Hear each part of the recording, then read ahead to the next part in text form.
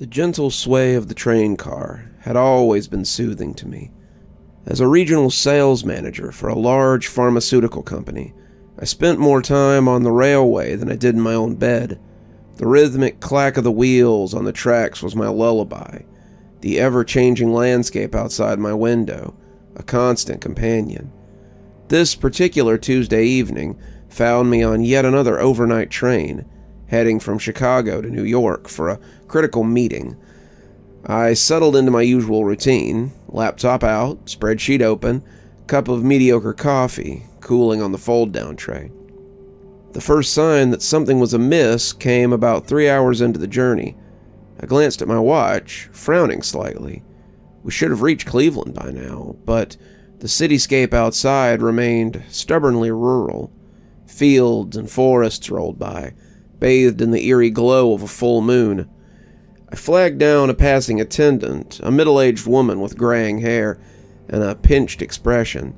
"Excuse me, but shouldn't we have reached Cleveland by now?" She gave me a strange look, her eyes slightly unfocused. "Cleveland? I'm sorry, sir, but I'm not familiar with that stop. Perhaps you're thinking of a different route."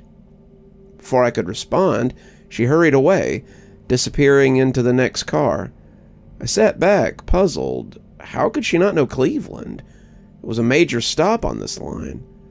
I shook my head, chalking it up to a new employee, and returned to my work. As the hours ticked by, my unease grew.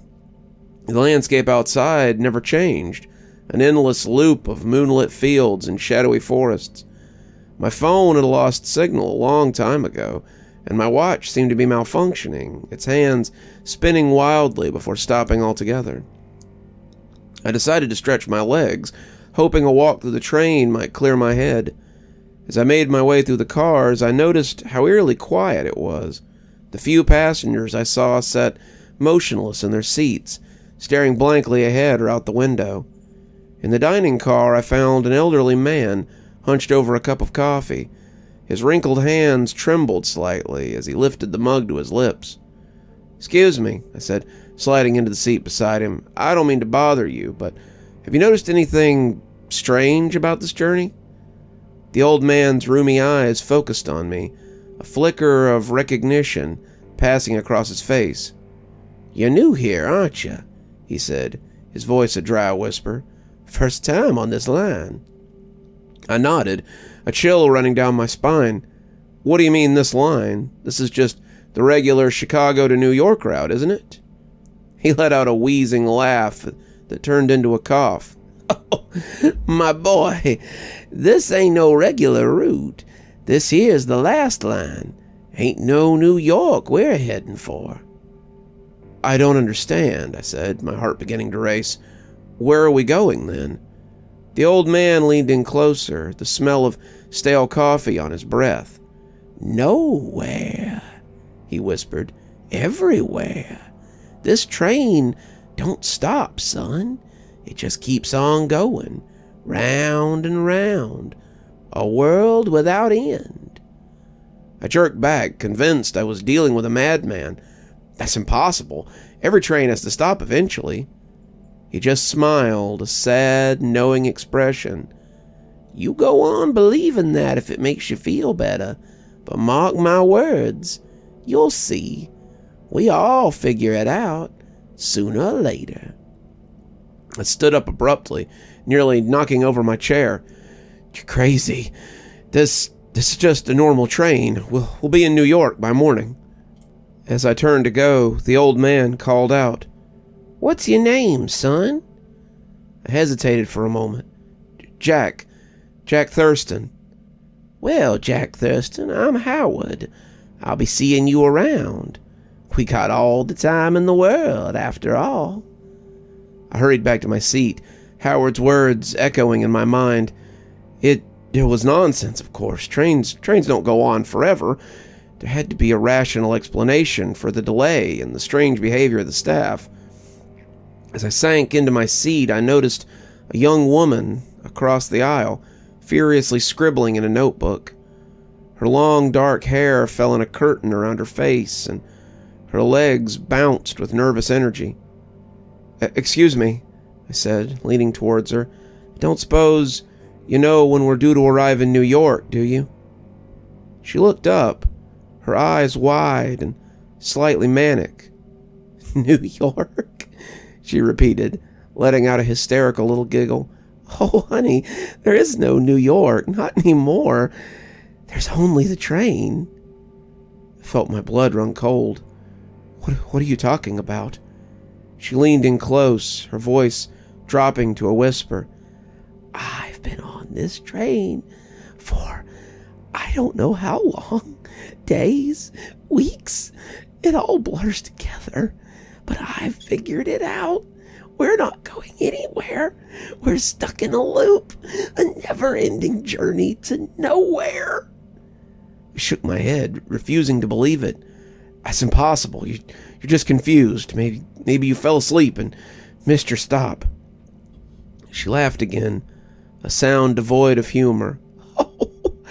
Oh, I wish it were that simple. But look around you. Have you seen anyone get off? Have we stopped at any stations? This isn't a normal train, Jack. This is something else entirely. I started at the sound of my name. How do you know my name? She smiled, a sad, knowing expression. I heard you talking to old Howard in the dining car. I'm Lisa, by the way. Welcome aboard the Eternal Express. I stood up abruptly, my head spinning. This is crazy. All of you are insane. I'm going to go find the conductor and get some answers. As I stormed off towards the front of the train, I heard Lisa call out behind me. Good luck. Don't say I didn't warn you. I made my way through the cars, each one identical to the last.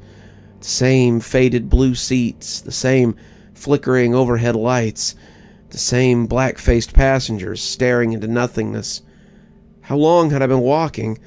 Felt like hours, but that was impossible in a train of normal length. Finally, I reached what should have been the engine car. Instead of a locomotive, I found myself in another passenger car, exactly like all the others. I spun around, disoriented. How could this be? A hand on my shoulder made me jump. I turned to find the attendant from earlier, her pinched face now twisted into an unnaturally wide smile. Can I help you, sir? She asked, her voice sickly sweet. I need to speak with a conductor, I said, trying to keep the panic out of my voice. There's been some kind of mistake. This train should have reached New York by now. She smiled, and it never wavered. I'm sorry, sir, but there's no conductor. There's no mistake either. You're exactly where you're supposed to be. I backed away from her, my heart pounding. What is this place? What's happening? She tilted her head, her eyes suddenly black and empty. This is the last line, Mr. Thurston. The train that never stops, never ends. You bought a ticket, and now you're on the ride of eternity. I turned and ran, pushed past confused passengers, my breath coming in ragged gasps. This couldn't be happening. It had to be a dream, a hallucination, anything but reality. I burst into the space between cars, the cold night air hitting me like a slap. The door to the next car was just a few feet away. If I could reach it, maybe I could find a way out of this nightmare train. But as I stepped forward, the gap between the cars began to stretch. The next door moved further and further away. No matter how far I ran, the wind howled around me, drowning out my screams of infuriation and fear. Suddenly a hand grabbed my arm, yanking me back into the car. I fell to the floor, gasping for breath. Lisa stood over me, her face pale in the flickering light. Are you crazy? She hissed. You can't go out there. Between the cars, that's where it gets you. Where what gets you? I asked, my voice shaking. She helped me to my feet, glancing nervously at the door. The thing that runs the train. The thing that brought us all here. Trust me, you don't want to meet it. As if on cue, a low rumbling sound echoed through the car. It was like nothing I'd ever heard before. Part machine, part animal. All wrong. The lights flickered more intently. For a moment, I could have sworn I saw something massive moving in the shadow between the cars. Lisa pulled me back to my seat, her grip on my arm almost painful. Listen to me, she said urgently. I know this is hard to accept. God knows I fought against it for I don't even know how long. But fighting only makes it worse. You have to accept where you are, or you'll go mad. I slumped in my seat, my mind reeling. But why? Why is this happening? What is this place? She shook her head. I don't know. None of us do. All we know is that we're here, on this never-ending journey. Some think it's hell, others purgatory. Old Howard thinks it's some kind of cosmic mistake. Me, I think it's just the universe's way of saying, tough luck, kiddo. I looked out the window, watching the same moonlit landscape roll by.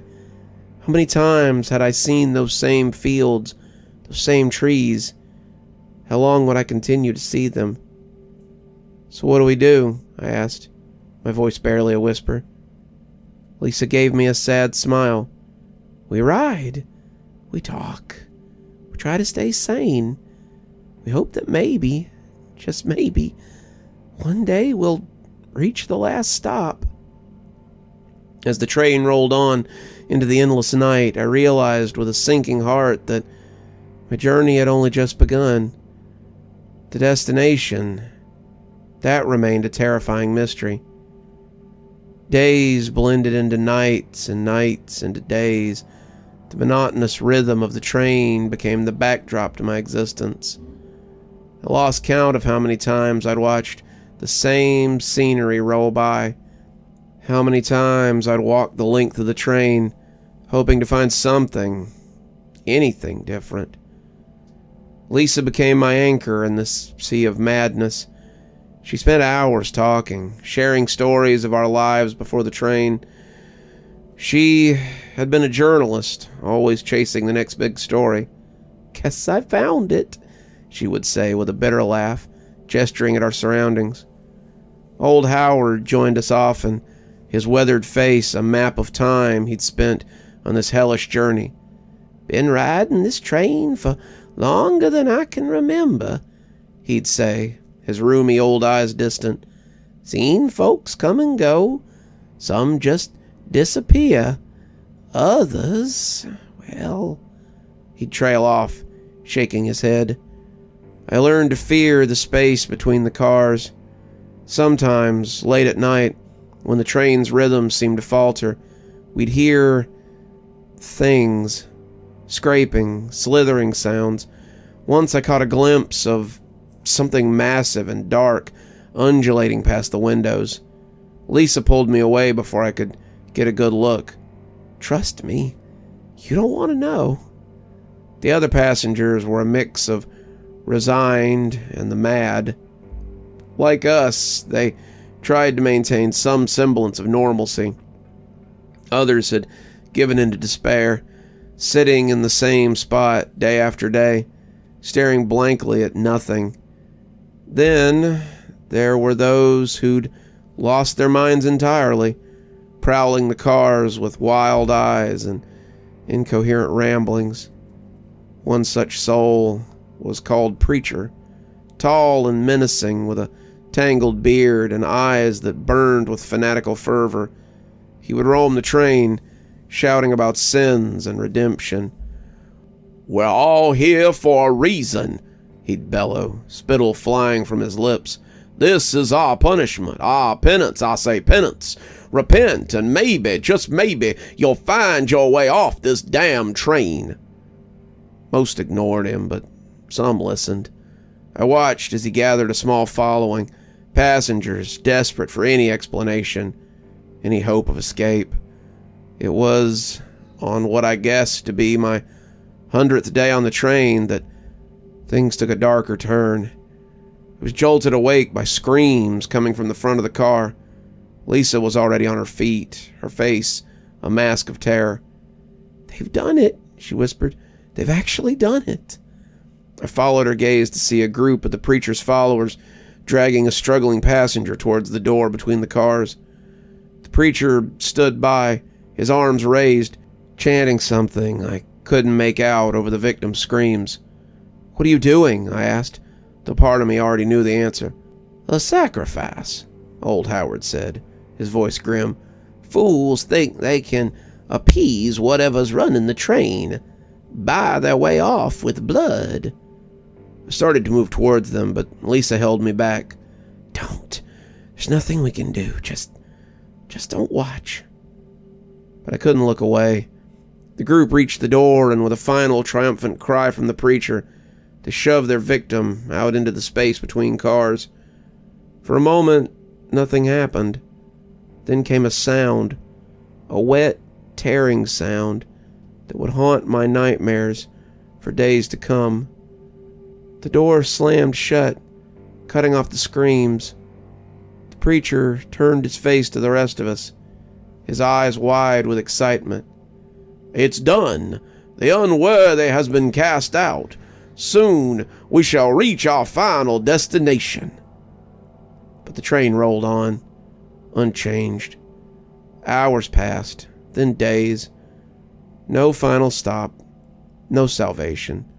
Just the endless journey and the growing madness of the preacher and his flock.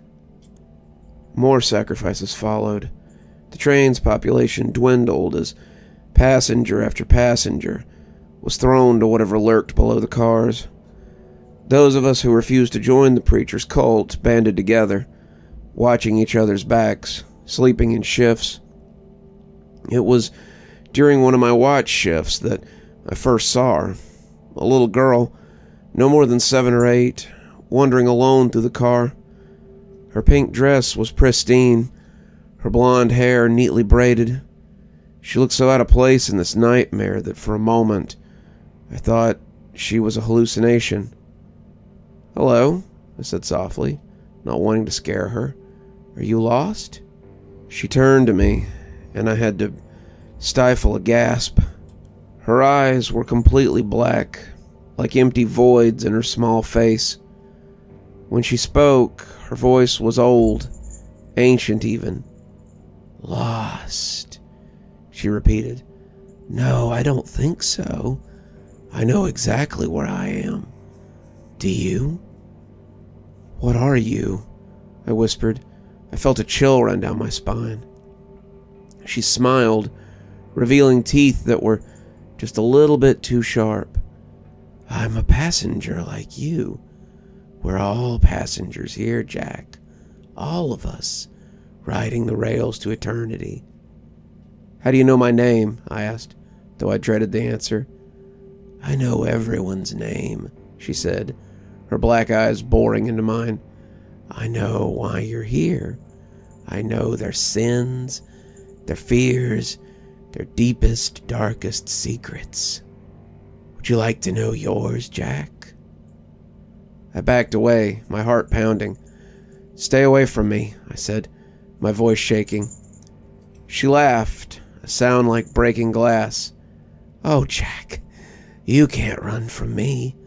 You can't run from any of this. You bought your ticket. Now you have to ride." I blinked and she was gone. Just vanished, as if she'd never been there at all. I slumped in my seat, my mind reeling. Was I lost? Had I finally snapped, like so many others in this godforsaken train? I must have dozed off, because the next thing I knew, Lisa was shaking me awake. Her face was pale, her eyes wide with fear. "Jack, something happened. The train, it's slowing down."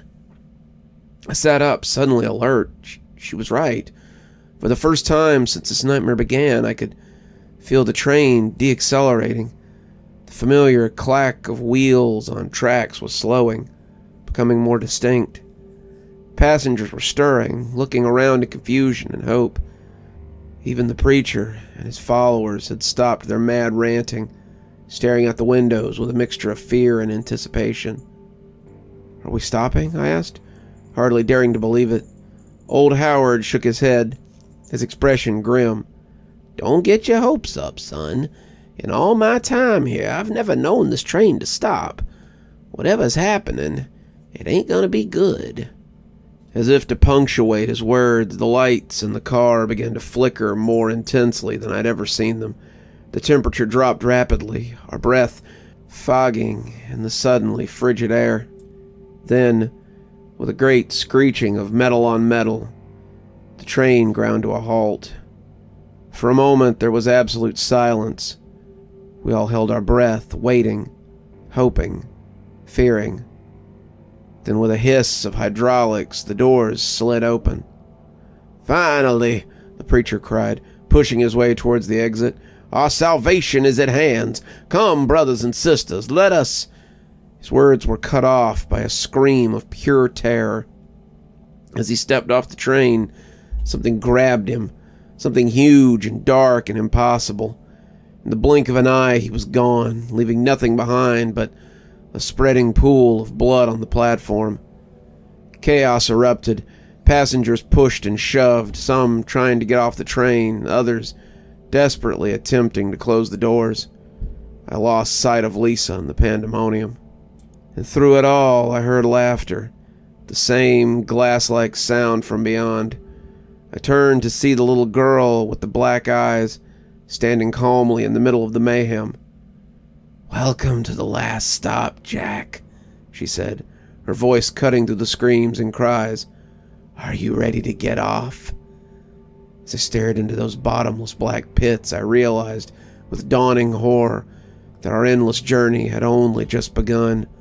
The real nightmare was only starting. Somewhere in the distance, I heard the sound of a train whistle, signaling the departure to our next unknown destination. The chaos around me faded into a dull roar, and I stared into the little girl's black eyes. Time seemed to slow. In that moment, I had a sudden, crystal-clear realization. This was a test. The endless train ride, the maddening repetition, the horror I'd witnessed. It had all been leading to this moment of choice. "No," I said, my voice surprisingly steady. "No, I'm not getting off. Not here. Not like this." The little girl's smile faltered for a split second, a crack in her otherworldly composure. "You don't have a choice, Jack. Everyone has to get off eventually." I stood my ground, even as I heard more screams from the platform, more passengers being dragged into the darkness. There's always a choice. Told me I bought a ticket to ride. Well, I'm not ready for it to end. Her eyes narrowed. "You can't stay on the train forever, Jack. Doesn't work like that." "Watch me," I growled, turning away from her and pushing through the panicked crowd. I had to find Lisa. I had to find Howard. We'd survived this long together. I wasn't about to leave them behind. I spotted Howard first, huddled in a corner, his eyes wide with terror. "Come on, we need to move," I said, grabbing his arm. "Where? There's nowhere to go. It's got us. It's finally got us." I shook him, perhaps more roughly than I intended. "Listen to me. This isn't the end. It's only just another part of the journey. We have to stick together. We need to find Lisa." Something in my voice must have reached him, because he nodded and stumbled to his feet. We pushed through the crowd, searching desperately for Lisa's familiar face. We found her near the front of the car, trying to pull other passengers back from the door. "Lisa, we have to go," I called out. She turned, relief flooding her face when she saw me. "Go where? In case you haven't noticed, we're a little short on options here." I pointed towards the back of the train. "We keep going. This thing has to end somewhere, and I don't think it's here." As if in response to my words, I heard the train whistle again, louder this time. The engine was starting up. "It's leaving. We have to get off now," Howard said, his eyes wide. "Or we'll be trapped forever," I finished for him. "I got news for you, Howard. We're already trapped. Have been since we first stepped on board. But now we've got a chance to find the real way out. Lisa looked at me, understanding dawning in her eyes. You think this is all part of it, don't you? The final test. It has to be, and I'm not failing it by giving in now. The train lurched, beginning to move. Around us, the last of the passengers were either fleeing onto the platform or collapsing in despair. It's now or never, I said. Are you with me? Lisa grabbed my hand without hesitation. Howard hesitated for a moment, looking longingly at the door, but then took Lisa's other hand. Right. Let's see where this crazy train takes us. As the train picked up speed, we made our way towards the back, pushing against the tide of terrified passengers. The little girl appeared again, her face contorted with rage. You can't do this. You have to get off. Everyone gets off. Not today, I told her, pushing past. We reached the final car, just as the platform disappeared from view. Through the windows, we could see only darkness, not the familiar darkness of night, but an absolute void, empty of all light and substance. The train picked up speed, rattling and shaking more violently than ever before. We huddled together, bracing ourselves against the walls of the car. What now? Lisa yelled. We wait, and we don't let go. The darkness outside seemed to press in on us, seeping through the windows like a living thing. The lights in the car flickered and died, plunging us into darkness. I could feel Lisa's hand in mine, Howard's presence at my side, but I couldn't see them. Then, just as suddenly as it had began, the shaking stopped. The oppressive darkness lifted, for the first time in what felt like an eternity, and the train began to slow. Sunlight, real, warm, beautiful sunlight, streamed through the windows. I blinked my eyes, unused to the brightness after so long in the train's artificial light. As my vision cleared, I saw that we were pulling into a station, a real station, with people waiting on the platform, going about their daily lives as if nothing was amiss. The train came to a gentle stop. The doors opened with a familiar hiss. For a moment, none of us moved, afraid that this was just another trick, another test. Then Howard let out a whoop of joy and rushed for the door. Lisa and I followed, stepping out onto the platform with shaky legs. The station read, Grand Central Station. We'd made it. We were in New York. As we stood there, breathless and disbelieving, I felt a tug on my sleeve. I turned to see the little girl with the black eyes, but now in the sunlight she looked different, normal, just like a regular kid with brown eyes and a confused expression. Excuse me, is this the train to Chicago? I knelt down to her level, smiling. No, sweetheart, this train just came from Chicago, but trust me, you don't want to get on it. She nodded, thanking me, and ran off to find her parents. I watched her go, a weight lifting from my chest. Lisa squeezed my hand. Is it really over? She asked, her voice barely a whisper. I looked at her, then at Howard, then at the bustling station around us. Yeah, I think it is, I said, finally allowing myself to believe. As we made our way out of the station and into the bright New York morning, I knew that the memories of our endless journey would stay with us forever. But we had faced the darkness, made our choices, found our way back to the light. And if I ever saw a train again, it'd be too soon.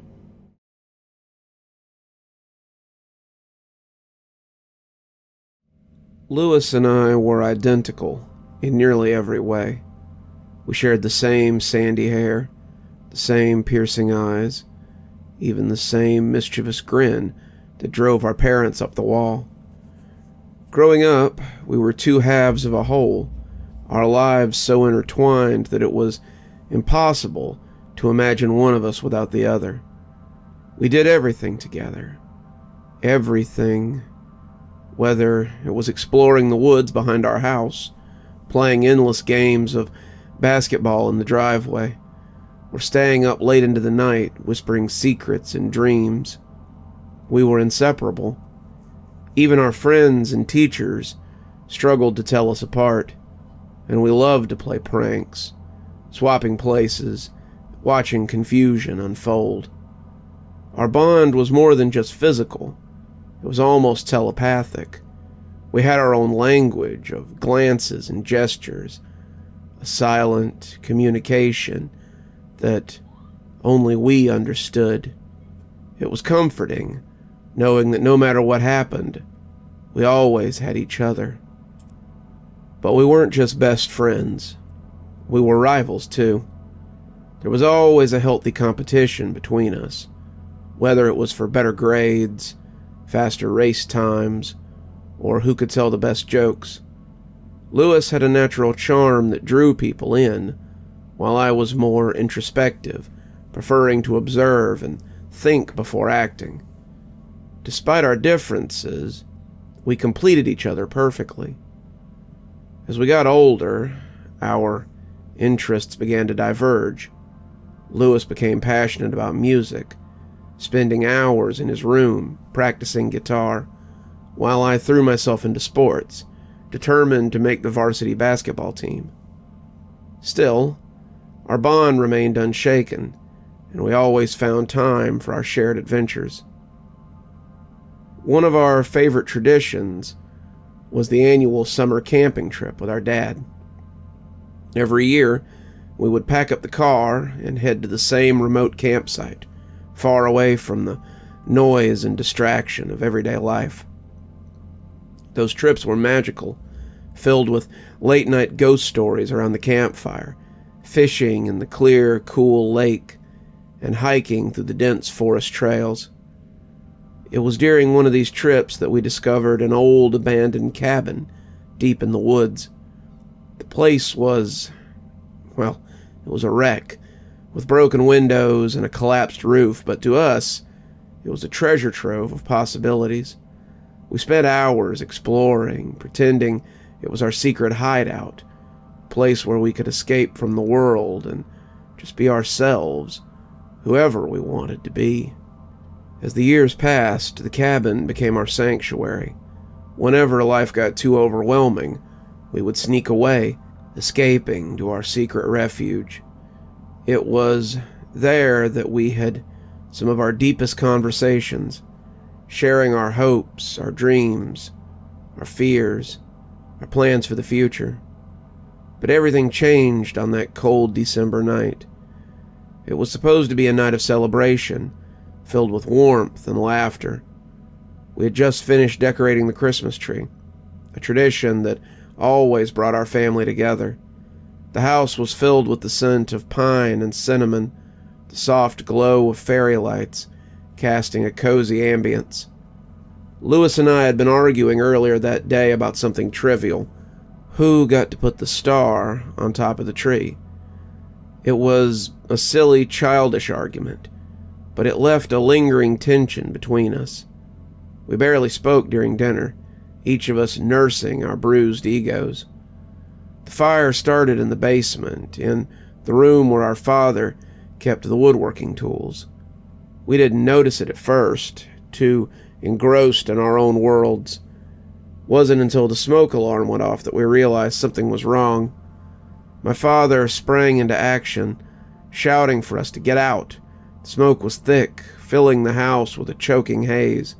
Lewis and I were upstairs, and as we tried to make our way down, the flames erupted, blocking our path. Panic set in, the reality of the situation hitting us hard. My father reached me first, his strong arms pulling me through the smoke and flames. I screamed for Lewis, but my voice was drowned out by the roaring fire. I caught a glimpse of him at the top of the stairs, his eyes wide with fear. Our gaze locked for what felt like an eternity. Then he was gone, swallowed up by the inferno. The fire department arrived too late. Our house, once a place of warmth and love, was reduced to ashes. Lewis, my other half, was gone forever. The grief that followed was indescribable, a a constant ache that settled in my chest and refused to leave. My mom fell into a deep depression, her vibrant spirit extinguished. She would sit for hours, staring at old photographs of Louis, her tears flowing freely. My father threw himself into his work, using it as a distraction from the unbearable pain. As for me, I was lost, wandering through life like a shadow of my former self. For a moment, it seemed like life might return to some semblance of normalcy. But then strange things started happening. It began with small, almost insignificant occurrences: flickering lights, unexplained hotspots in the house, the smell of smoke with no apparent source. At first, we dismissed them as coincidence, but the incidents became more frequent, more terrifying. The first real tragedy struck about a year after the fire. My mother was alone at home, lighting a candle in Louis's memory, something she did every day. According to the fire report, it was a freak accident. The candle tipped over, igniting the curtains. By the time the fire department arrived, the house was engulfed in flames. My mother didn't make it out. Her death shattered us. My father and I were consumed by grief, barely able to function. We moved into a small apartment, hoping for a fresh start. But the fires followed us. Next was my father. He was a careful man, meticulous in his habits. One night, as he worked late in his home office, the apartment building caught fire. The cause was never determined. My father died trying to save other tenants. I was alone, the last surviving member of my family. The fear and paranoia became my constant companion. I was convinced that Louis's spirit was behind the fire, seeking vengeance for his untimely death. The thought of my twin brother, once my closest friend, turned into a vengeful spirit was almost too much to bear. I tried to escape, moving from place to place, never staying in one spot for too long. No matter where I went, the fires followed me. I started seeing Louis everywhere, in reflections, in dreams, in the flickering shadows of candlelight. His presence was a constant reminder of the past, a haunting specter that refused to let me go. One night, I woke up to find my bedroom filled with smoke. The fire alarm blared and flames licked at the walls. I stumbled out of bed, coughing and disoriented, but there was no way out. The door was blocked by fire. The windows were sealed shut. I was trapped. That's when I saw him, Louis, standing there amidst the flames, his eyes filled with sorrow and rage. He didn't speak, but I felt his anger, his pain. I knew then that I had to confront him, to find a way to make amends. Louis, I'm so sorry. His expression softened, the flames around him flickering and dimming. For a moment, it seemed he might forgive me, but then his face twisted in pain, and the flames roared back to life. I knew I had to do more. I should have saved you, I cried, tears streaming down my face. It should have been me. I miss you every day. Please, Louis, let me make this right. The flames around us seemed to waver, and Louis stepped closer. I could see the pain in his eyes, the torment that had consumed him. I reached out, my hands passing through the flames, and touched his ghostly form. In that moment, a wave of memories washed over me. Our childhood, the laughter, the shared dreams. I felt his pain, his anger, but also his love. The connection we had as twins, stronger than anything, was still there, buried beneath the sorrow and the anger. I love you, Louis, I whispered. I always have. Please, let go of the anger. Let go of the pain. His eyes met mine for the first time since the fire, and I saw a flicker of recognition of the brother I had lost. The flames around us began to fade, the heat dissipating. Lewis's form grew faint, the anger in his eyes replaced by deep, abiding sadness. "I'm sorry," he whispered. "I didn't mean to hurt you." Tears blurred my vision, and I nodded, unable to speak. In that moment, I felt a profound sense of peace, a release from the torment that had plagued us both. Lewis's form faded, the last remnants of the fire extinguishing with him. The room was silent, the air clear. I was alone, but I felt a sense of closure, a peace that had eluded me for so long. I knew that Lewis had finally found rest, that I could begin to heal. The days that followed were difficult, filled with grief and memories, but I no longer felt the oppressive presence of my brother's spirit. The fires had stopped, and for the first time since that tragic night, I felt a glimmer of hope. I still think of Lewis every day.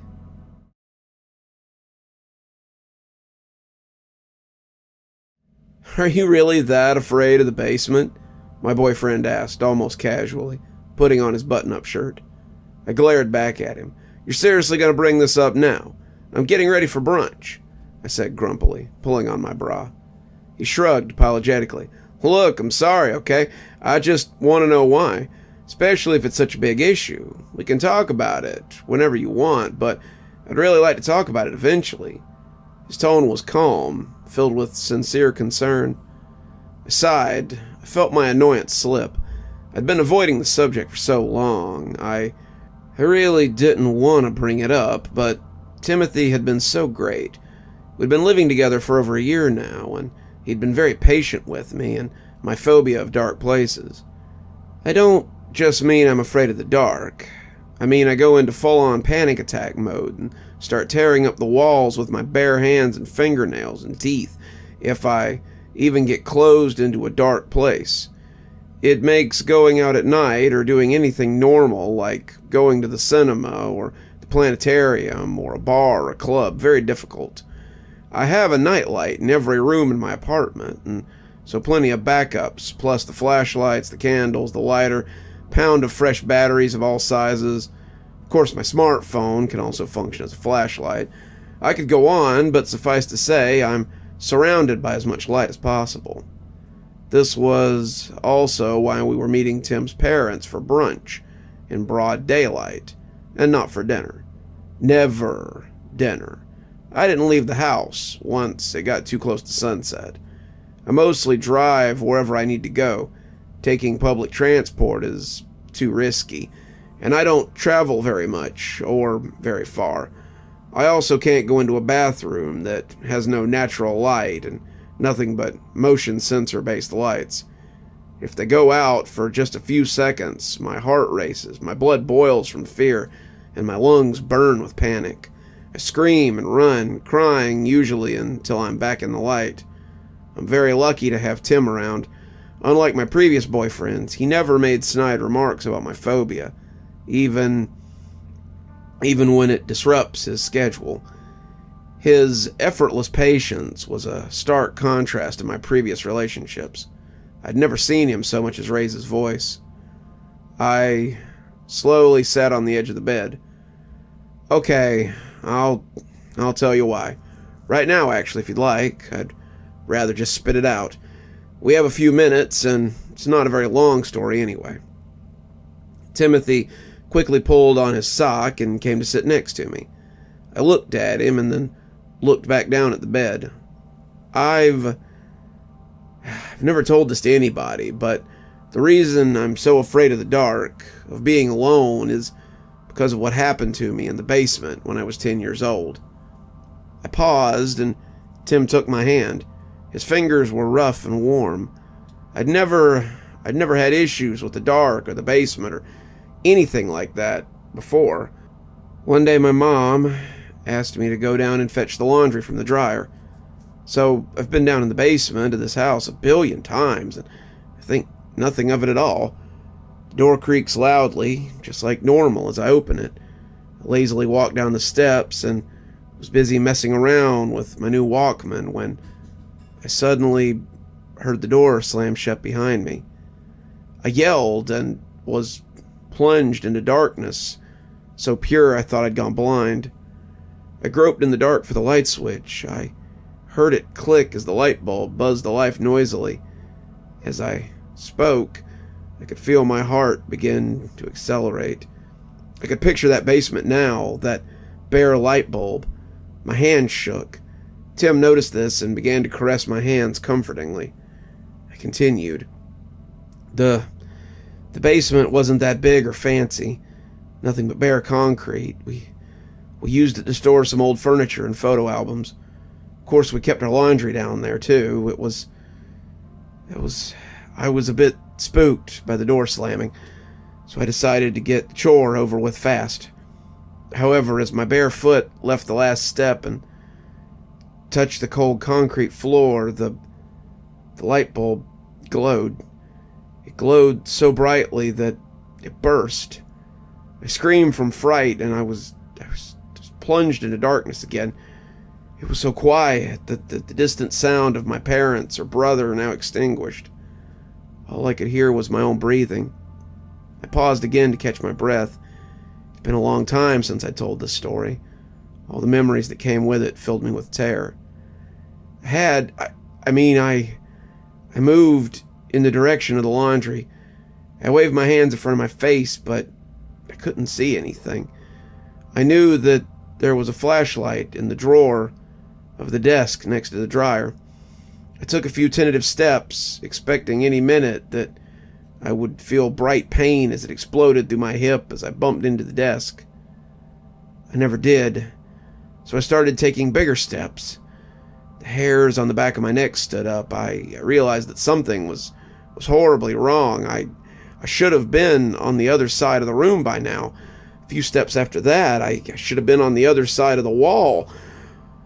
Before I knew it, I was running. No, I was sprinting. I was hoping to be lucky enough to slam hard into the wall. It would prove my nightmare was a fake, but the wall never came. I ran through cold darkness. Then I heard a voice. Soft whisper. It was the voice of a man. There's nothing abnormal about his voice at all, but it gave me goosebumps. He warned me. He warned me never to return to the dark. He warned me to never tell anyone. My lips trembled, but I continued, my voice shaky. By then, I was beyond fear and incredulity. How could this be possible? Where was I? I yelped and shielded my eyes because it was suddenly blindingly bright, and I felt really cramped, like the room had just shrunk. Then strong hands were grabbing me and lifting me. I found myself being pulled from the wall. Tim's eyebrows shot up into his hairline at this point, but he remained quiet. We still have no idea how, but some men had heard a noise, and once they'd seen me, they rescued me immediately. They found me in a well that was hundreds of miles from my house, from that damn basement. I paused again, rubbing my temples with the tips of my fingers. I had to go to therapy, and no one could ever explain anything. Like I said before, I never mentioned what really happened to anyone.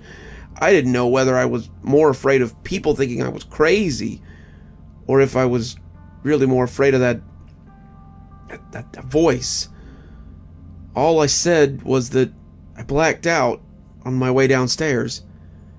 The therapist said I may have gone into a fugue state or something, which basically means that they don't have a goddamn clue what the hell happened to me.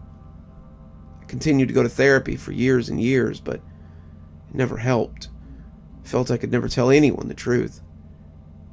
Anyway, it all ended up in the papers, and my family and I had to move to a whole new town. After that, it was just kind of swept under the rug. People stopped asking questions. My parents never bring it up. They pretend it didn't happen. I like to do that too. So now that I've told you, I don't want to hear another word about it.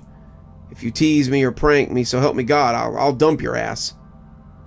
I was trying to make a joke to help break the tension, but I could feel myself shaking more and more as I recounted the story.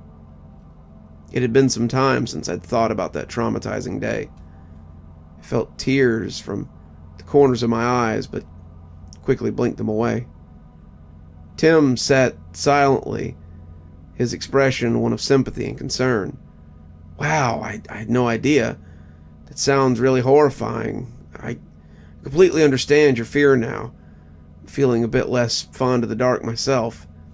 He kissed me lightly on the forehead and rubbed my arm. I looked at him in disbelief. You don't think I'm crazy? You believe me? He smiled warmly. Of course I do. I can totally believe this universe is full of strange, unexplainable, sometimes horrifying things. He paused and looked me in the eye. But are you still okay for brunch with my folks? We can always reschedule, get McDonald's, watch some DuckTales or something. I smiled at him and chuckled. It's tempting, but no, we've booked a table and everything. Besides, it's too short notice now to cancel. Let's get going, okay? I feel okay. It was a long time ago. Tim glanced at me in a way that showed he was wholly unconvinced, but he yielded. All right, my dear. I'll just take the trash down quickly. Meet you downstairs. A few minutes later, I had my makeup on and was waiting downstairs on the ground floor. Tim had left ahead of me to take the trash to the refuse bin in the basement, and I'd expected him to be waiting for me already. But he wasn't there. I frowned, confused. Was he still downstairs? Why was he taking so long? I tried to keep my panic in check, but as the minutes ticked by, my heart began to thump loudly. No. There's no such thing as the dark place. There's no such thing as the monster in the basement. I stammered to myself softly as I tried to force the panic back down into the recesses of my stomach. He's I couldn't end that thought. What if by telling him the truth I put him in danger?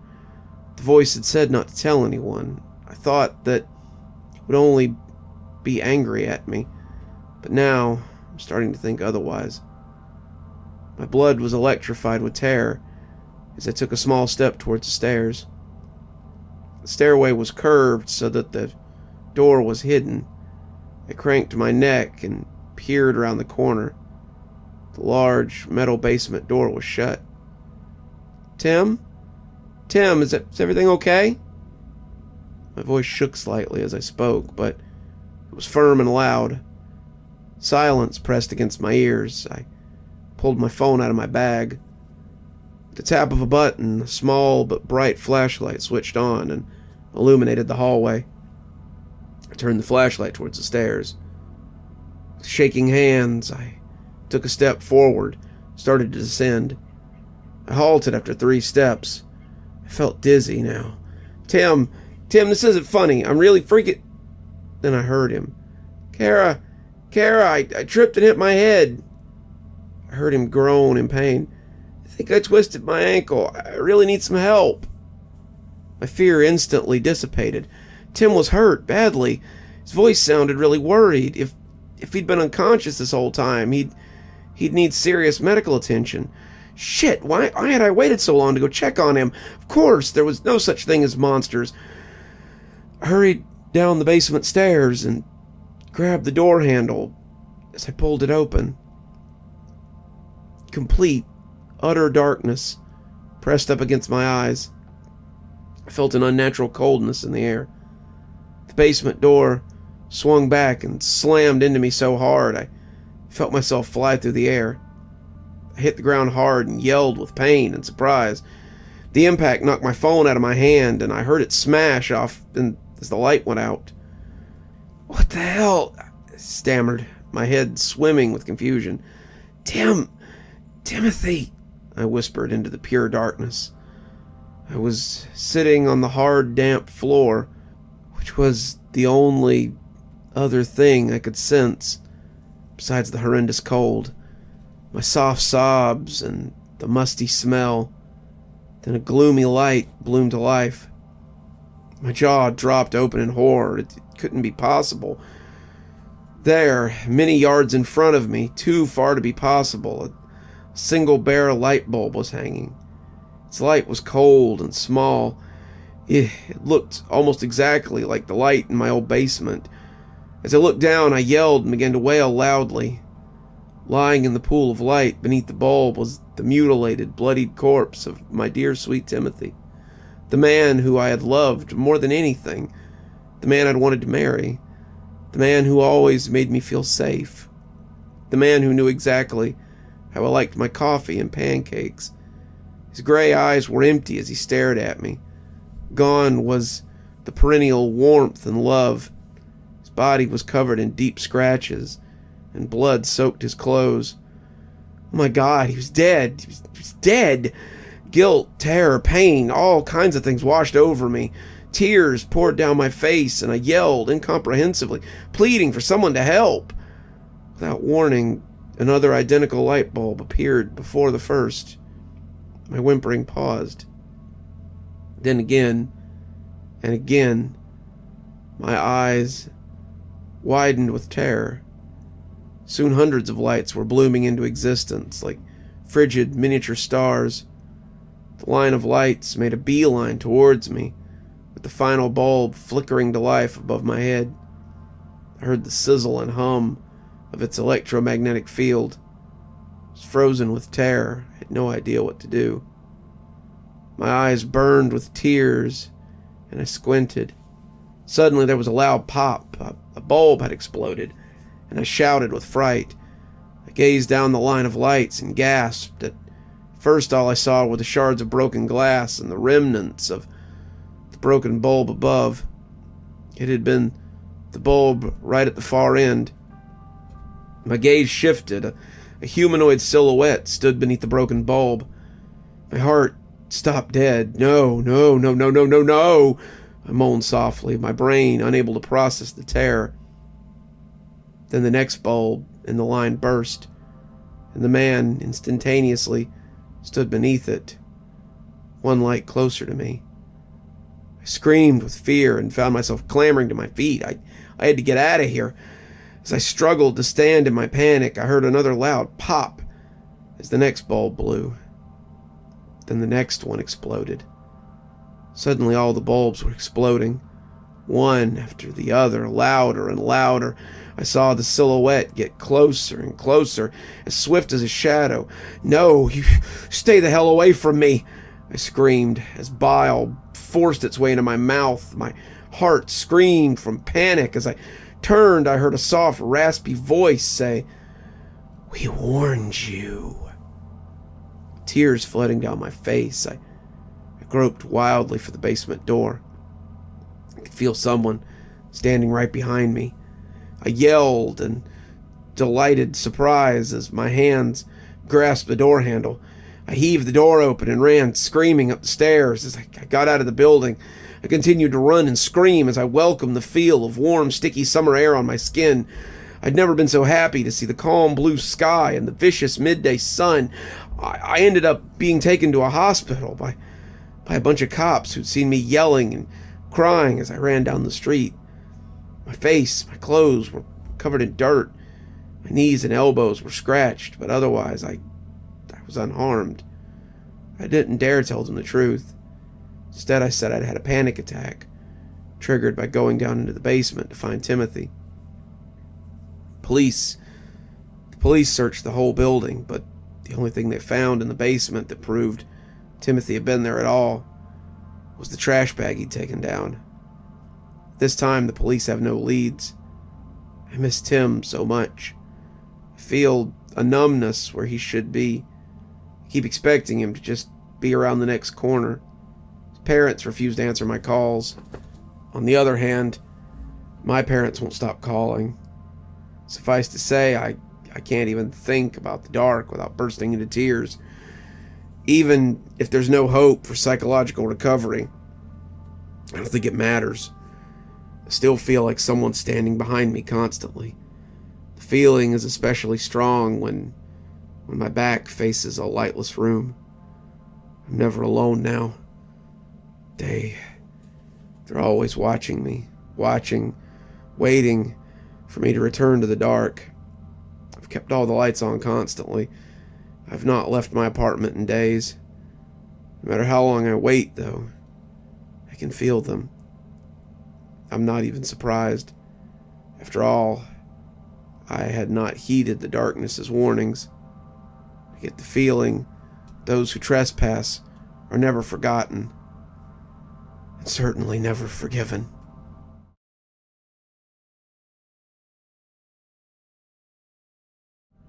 The fluorescent lights buzzed overhead as I shuffled through the stacks of applications on my desk. Another day, another pile of desperate people hoping to secure some fragment of security in an uncertain world. I'd been working at Everlast Life Insurance for over a decade, and the faces all kind of blurred together after a while. Young families, middle-aged divorcees, elderly folks grasping at one last chance to leave something behind. I'd seen it all. Or so I thought. It was late on a Friday afternoon when his file crossed my desk. Most of my co-workers had already left for the weekend, their vacant cubicles forming a maze of shadows in the dimming office. I should have been out the door myself, but something made me pause as I reached for my coat. Maybe it was the worn edges of the manila folder, or the faded photograph paperclipped to the front. Whatever it was, I found myself sinking back into my chair, flipping open the files of Mr. Ezekiel Thorne. The photo showed a withered old man, his skin like crumpled parchment, stretched over sharp bones. But it was his eyes that gave me pause. Pale blue and piercing, they seemed to stare right through the camera and into my soul. I shivered involuntarily and turned to the application itself. Ezekiel Thorne, age 92, no living relatives, former occupation, mortician, current address, 13 Ravens Lane. As I scanned his medical history, my eyebrows steadily crept higher. This man should have been dead 10 times over. Heart attacks, cancer, strokes, he'd survived it all. Now here he was, the ripe old age of 92, applying for a substantial life insurance policy. I'll admit, a small part of me was impressed.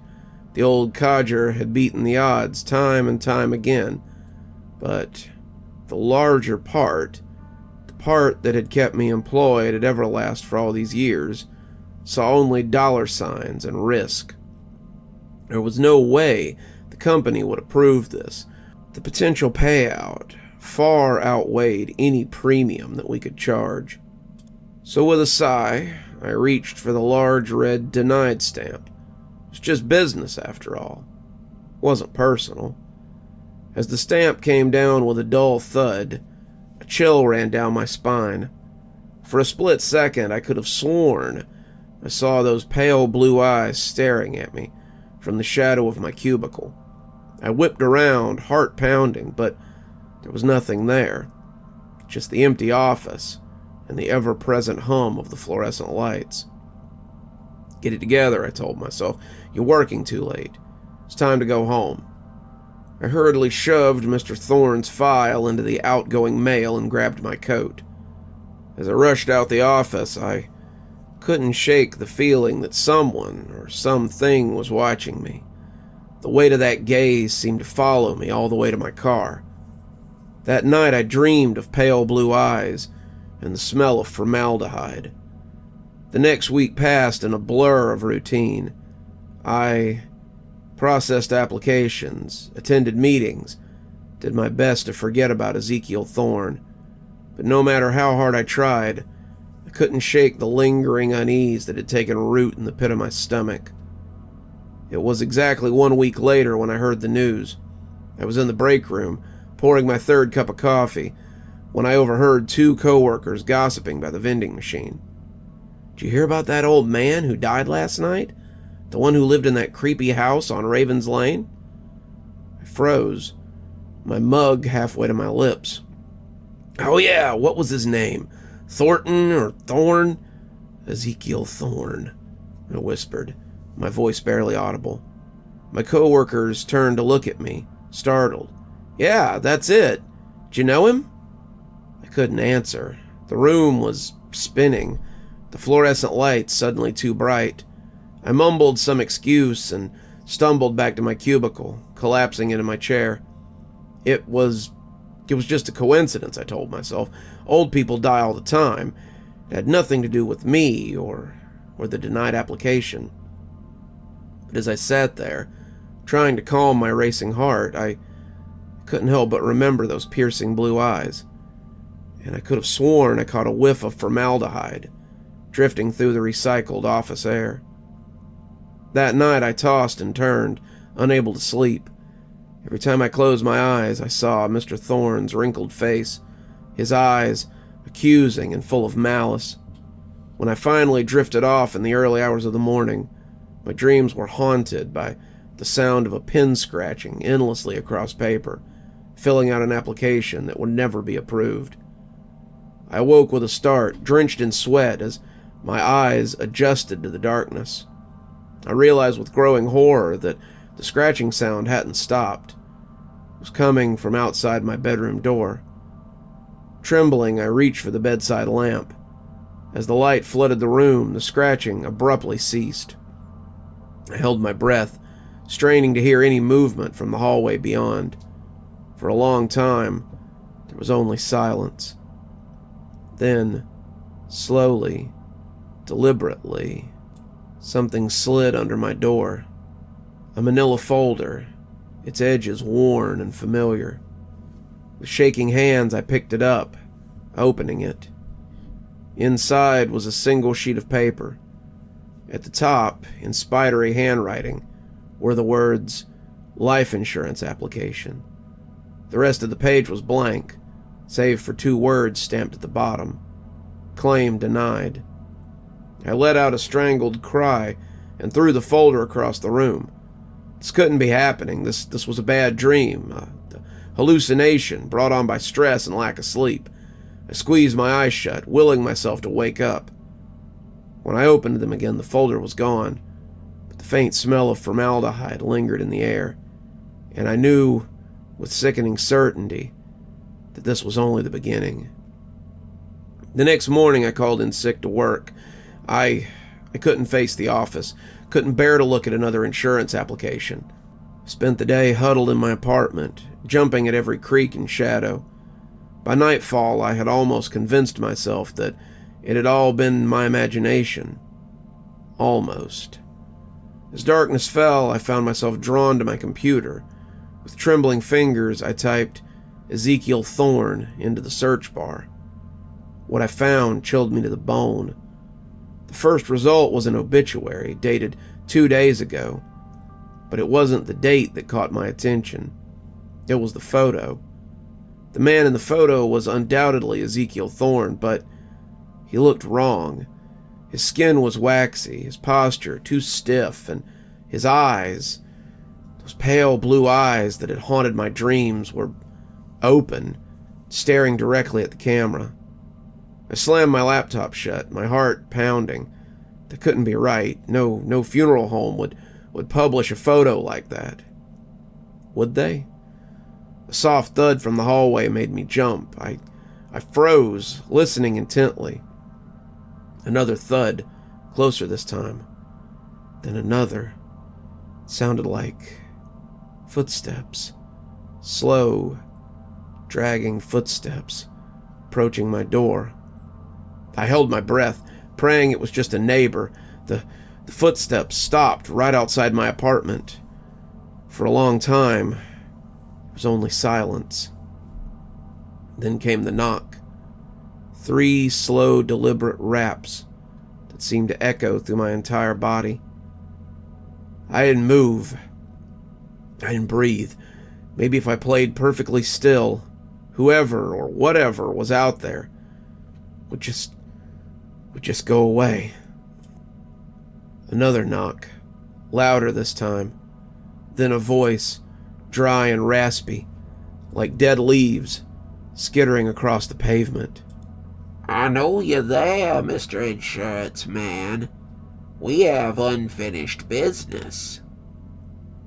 I bit back a scream. This wasn't happening. This couldn't be happening. "You denied my claim," the voice continued, seeping under my door like a noxious gas. "but I'm not finished yet. Not by a long shot." The doorknob began to turn, metal scraping against metal. I watched in terror as it slowly rotated, defying the deadbolt that I knew was securely in place. Just as the door began to creak open, I snapped out of my paralysis. I ran to my bedroom, slamming and locking the door behind me. I could hear shuffling footsteps in the living room, getting closer. "You can't hide from death forever," the voice called out, now just outside the bedroom door. "Sooner or later, someone's policy comes due." I blinked, backing away from the door, looking wildly around for an escape route. The window caught my eye. I was only on the 3rd floor. I could make that jump. I had to. The bedroom doorknob began to turn. I didn't hesitate. I flung open the window and climbed out onto the narrow ledge. The cool night air hit me like a slap, clearing some of the panic from my mind. What was I doing? This was insane. I was 3 stories up, clinging to the side of a building, because I thought a dead man was trying to get into my apartment. I slowly turned back towards the window, ready to climb back inside and face whatever madness awaited me. But as I peered through the glass, my blood ran cold. Ezekiel Thorne stood in my bedroom, his pale blue eyes locked onto mine. His skin was gray and mottled, his suit the same one he'd been buried in. As I watched in horror, he raised one withered hand and beckoned to me. I lost my balance, my foot slipping off the ledge. For one heart-stopping moment, I teetered on the edge of oblivion. Then I was falling, the ground rushing up to meet me. I woke up in the hospital 3 days later. Multiple fractures. The doctors told me I was lucky to be alive. As I lay there trying to piece together what had happened, a nurse came in with a small package. "This was left for you at the front desk," she said, placing it on my bedside table. With a sense of dread, I opened the package. Inside was a life insurance policy from Everlast. My own company had apparently taken out a policy on me without my knowledge. There at the bottom of the page was a familiar red stamp, claim denied. I started to laugh, the sound bordering on hysterics. The nurse looked at me with concern, but I couldn't stop, because there in the corner of the room, I could see a pair of pale blue eyes watching me from the shadow. This was far from over. The next few weeks were a blur of hospital rooms and physical therapy. I told myself that what I'd experienced was just a vivid hallucination brought on by the stress and lack of sleep. The fall from my window, a moment of sleepwalking, nothing more. I almost believed it. But every night, as the hospital grew quiet and the shadows lengthened, I could feel those eyes on me. Sometimes I'd catch a glimpse of a withered figure at the end of the hallway, or hear the shuffle of feet outside my door. The night staff whispered about the smell of formaldehyde that seemed to linger in my room, no matter how much they cleaned it. I was released from the hospital on a gray, drizzly Tuesday. As the taxi pulled up at my apartment, I felt a surge of panic. I couldn't go back there. I couldn't face those eyes, the room where I'd seen him. Keep driving, I told the cabbie, giving him the address of a cheap motel on the outskirts of town. That night, as I lay in the lumpy motel bed, I finally allowed myself to think about what had happened.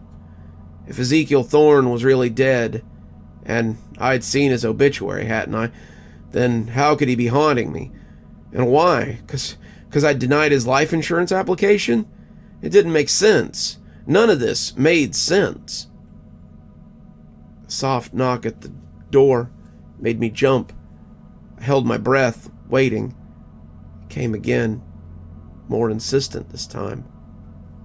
Mr. Life Insurance Man, that dry, raspy voice called out again. You can't run forever. Your policy is coming due. I bolted upright, my heart pounding. This couldn't be happening. Not here. Not again. The doorknob began to turn. I scrambled out of bed, looking frantically for an escape route. The bathroom window was small, but I was desperate enough to try squeezing through it.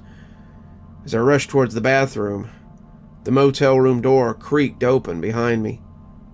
The smell hit me first, a nauseating mixture of formaldehyde and decay. I slammed the bathroom door shut and locked it, my hands shaking so badly I could barely manage the simple task. The shuffling footsteps grew closer.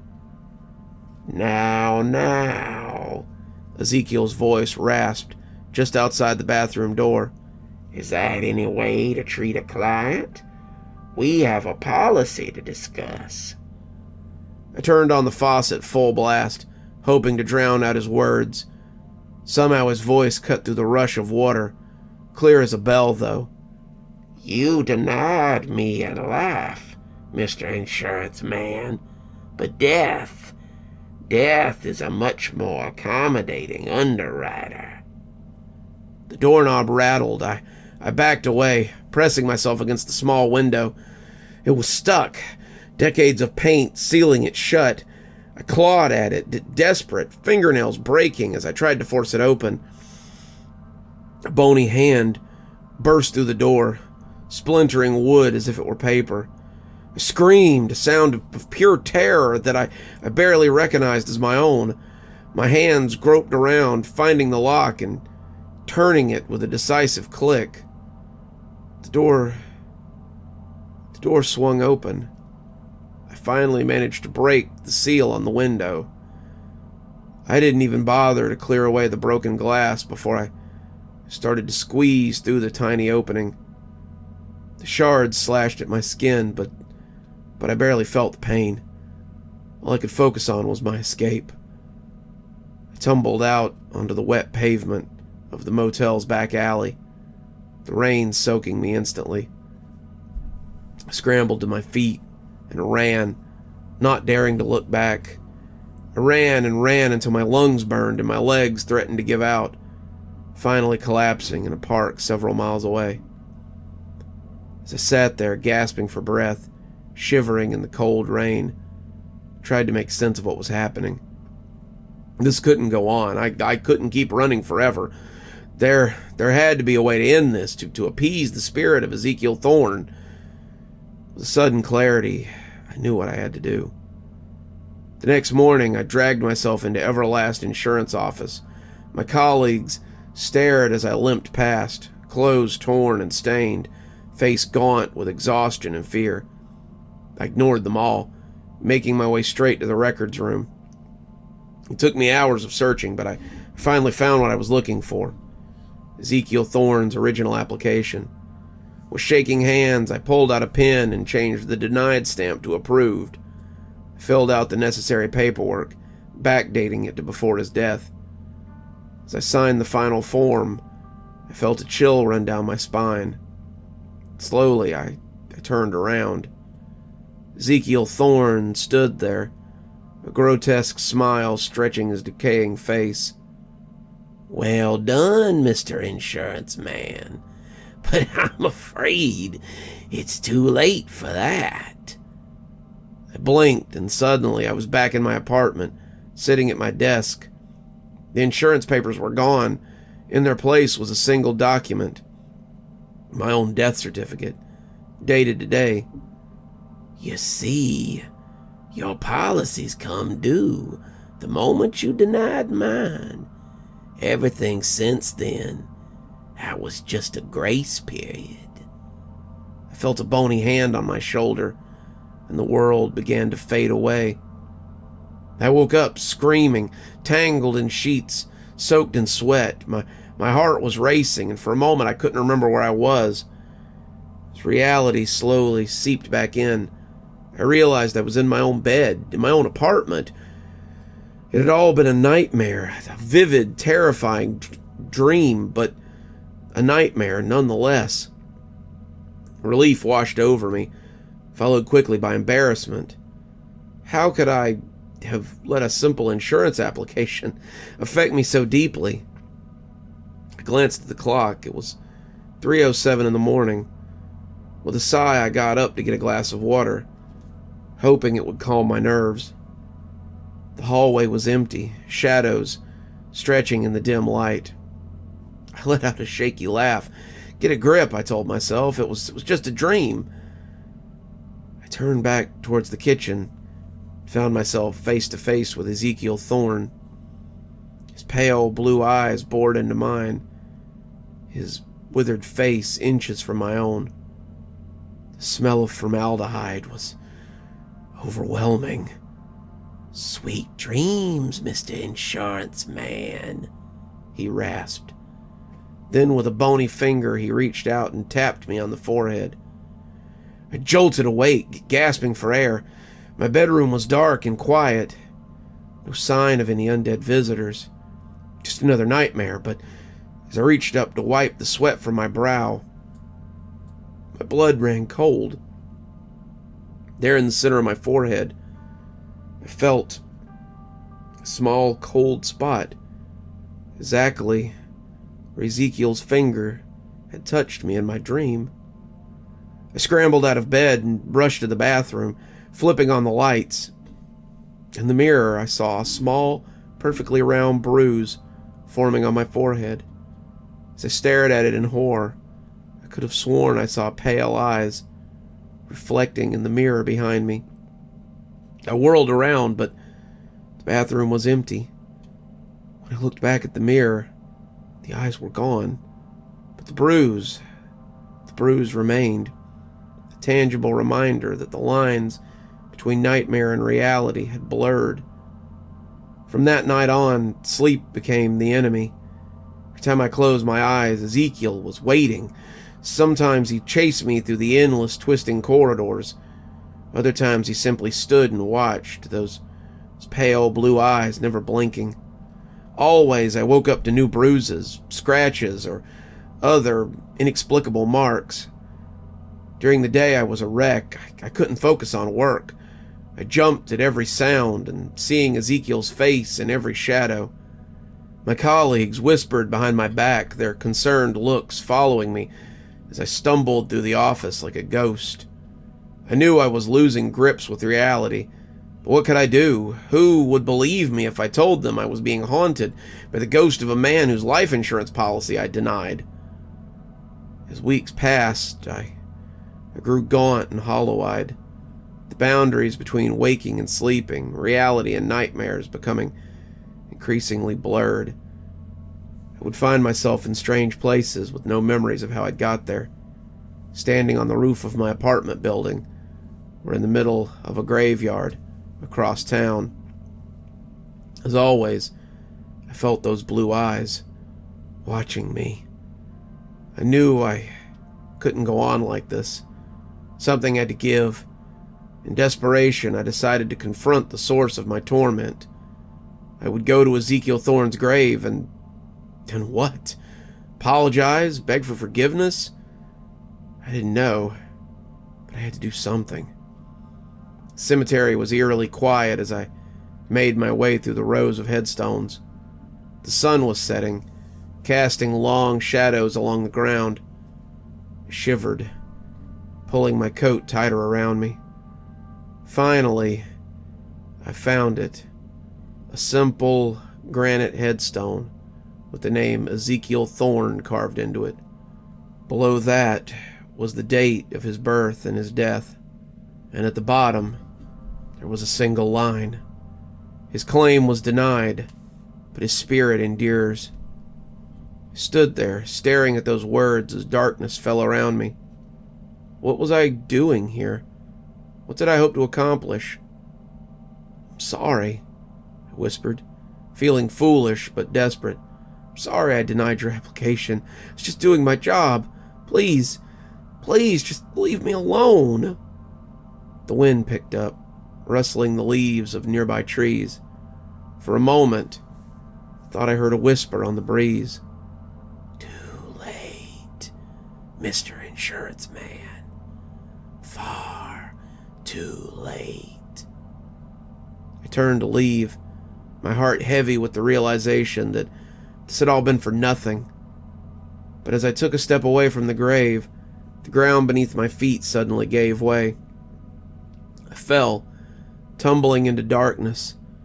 The smell of damp earth filled my nostrils as I landed hard on something solid. As I lay there, winded and disoriented, I heard a sound that made my blood run cold. The scrape of wood on wood, like a coffin lid being slowly opened. A bony hand emerged from the darkness, gripping my ankle. I was dragged deeper into the earth. The last thing I saw, a pair of pale blue eyes, gleaming with triumph.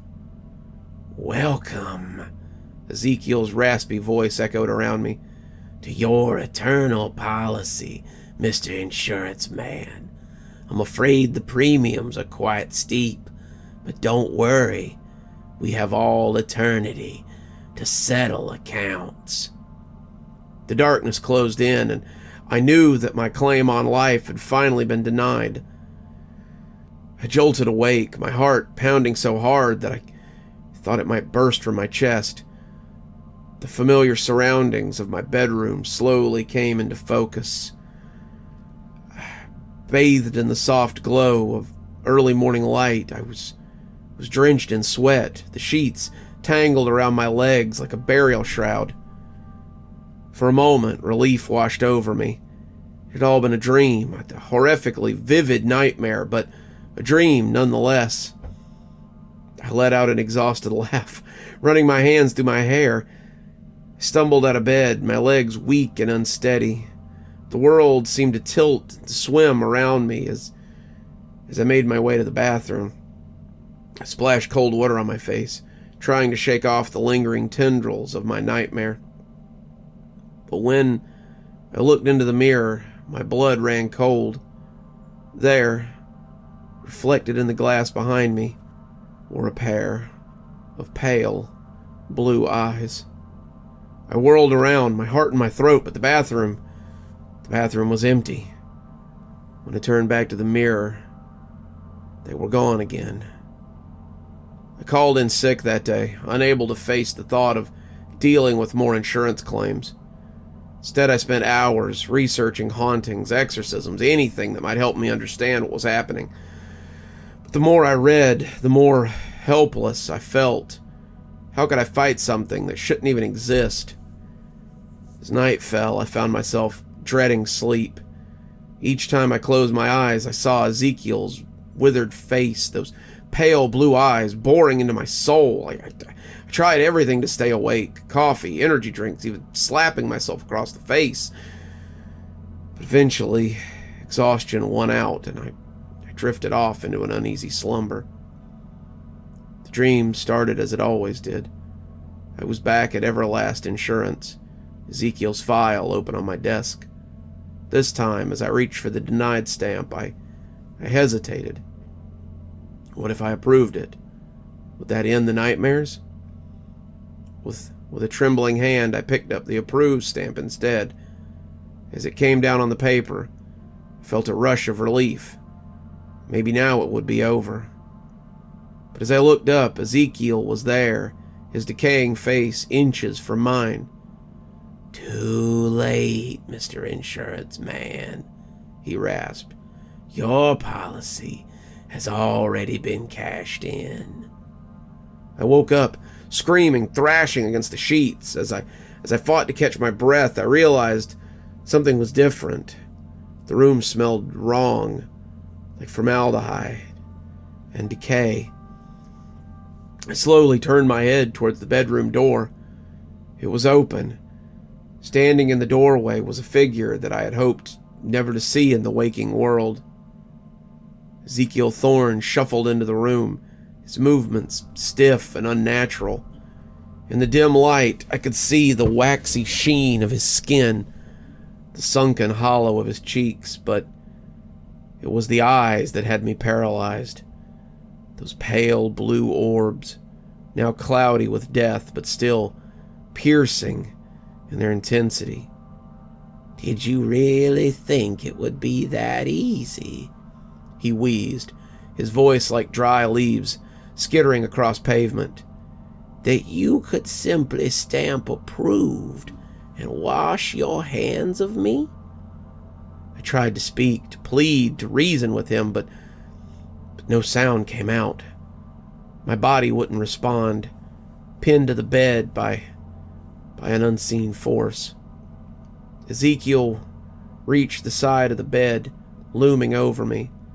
"You denied me in life, Mr. Insurance Man, but death is far more lenient, and now it's time to collect on your policy."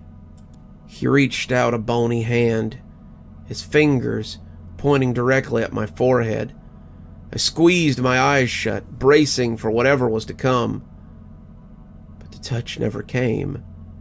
Instead, I heard a sound that did not belong. The shrill ring of a telephone. My eyes snapped open. I was alone in my bedroom, sunlight streaming through the windows. The phone on my nightstand continued to ring insistently. With a shaking hand, I picked it up. "Hello?" "Mr. Johnson," it was my boss's voice. "Where are you? You were supposed to be here an hour ago for the meeting with the new client." I glanced at the clock and cursed. I had overslept. "I'm sorry. I'll be right there," I stammered, already scrambling out of bed. As I rushed to get ready, my mind was reeling.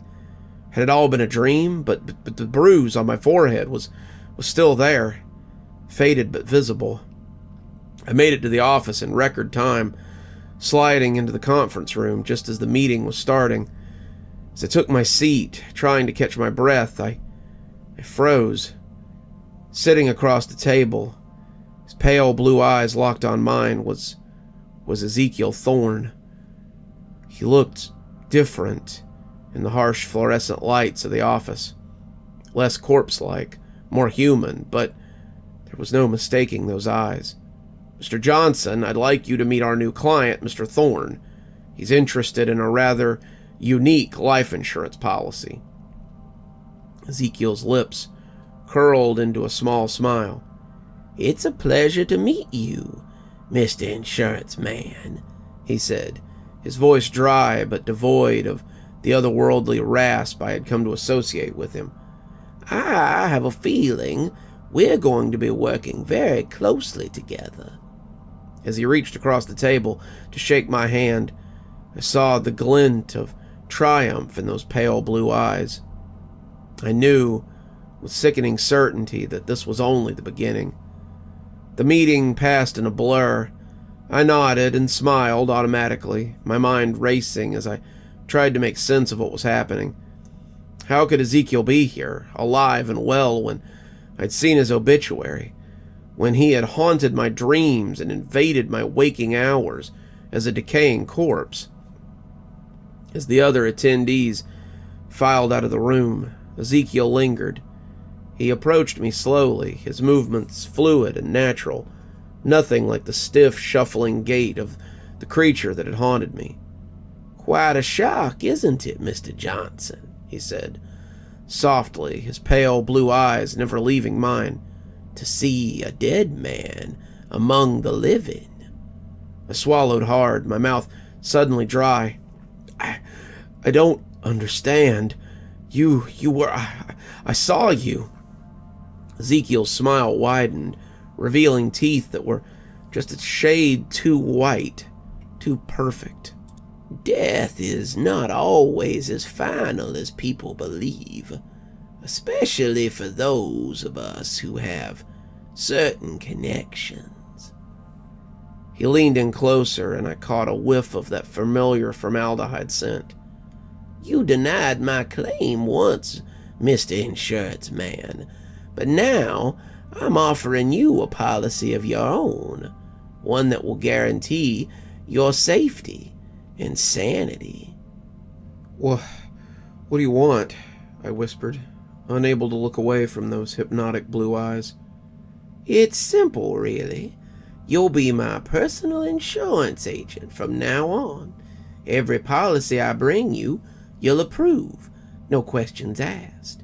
In return, I'll ensure that your nights are peaceful, and your days, well, let's just say you won't have to worry about any unexpected visits. I knew I should refuse. Every instinct screamed that this was wrong, dangerous, but the memories of those endless nightmares, the constant fear and paranoia, it was all too fresh. Do we have a deal, Mr. Insurance Man?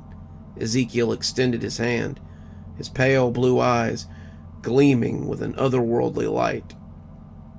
With a sense of finality, I reached out and shook his hand. His skin was cold and dry, like old parchment. Excellent, Ezekiel said, his smile growing impossibly wide. I look forward to a long and profitable relationship. As he turned to leave, he paused at the door. Oh, and Mr. Johnson, sweet dreams. That night, for the first time in weeks, I slept without nightmares. But as I drifted off, I couldn't shake the feeling that I'd just signed away something far more valuable than any insurance policy. And in the shadows of my room, I could have sworn I saw a pair of pale blue eyes watching, waiting, as I descended into dreamless sleep. The weeks that followed were a blur of surreal normalcy. By day, I went through the motions at work, approving every policy that crossed my desk with Ezekiel's name attached. They were always for astronomical sums, always for clients with medical histories that should have disqualified them immediately. But I stamped each one approved without hesitation, the memory of those nightmarish weeks still fresh in my mind. By night, I slept peacefully, undisturbed by visions of decay and whispers of eternity.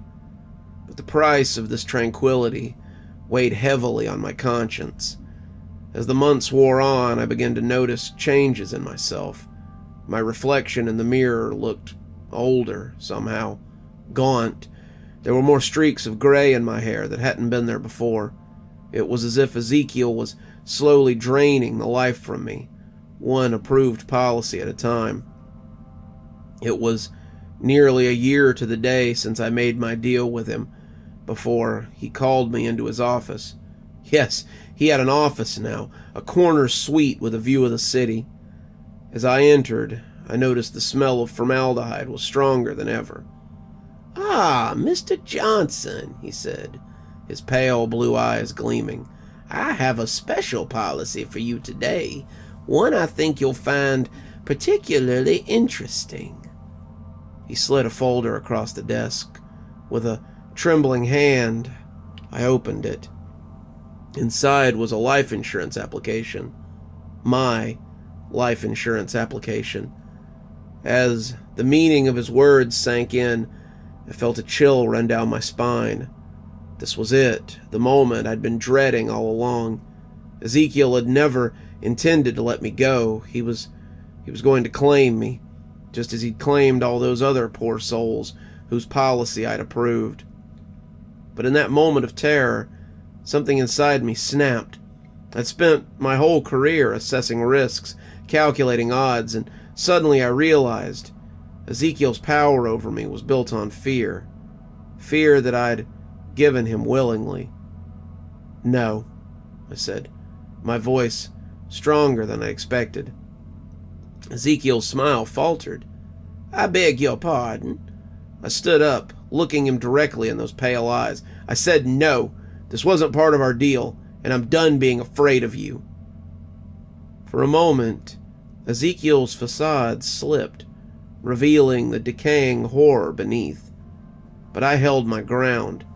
"You have no power over me," I continued, my confidence growing. "You're nothing but a parasite, feeding on fear and bureaucracy, while I'm cutting you off." I grabbed the file with my application in it and tore it in half. As the pieces fell to the floor, I felt a surge of energy coursing through me. Ezekiel let out an inhuman shriek, lunging across the desk at me. But his movements were slow, clumsy, as if he were struggling to maintain his form in our world. I dodged his grasping hands and ran for the door.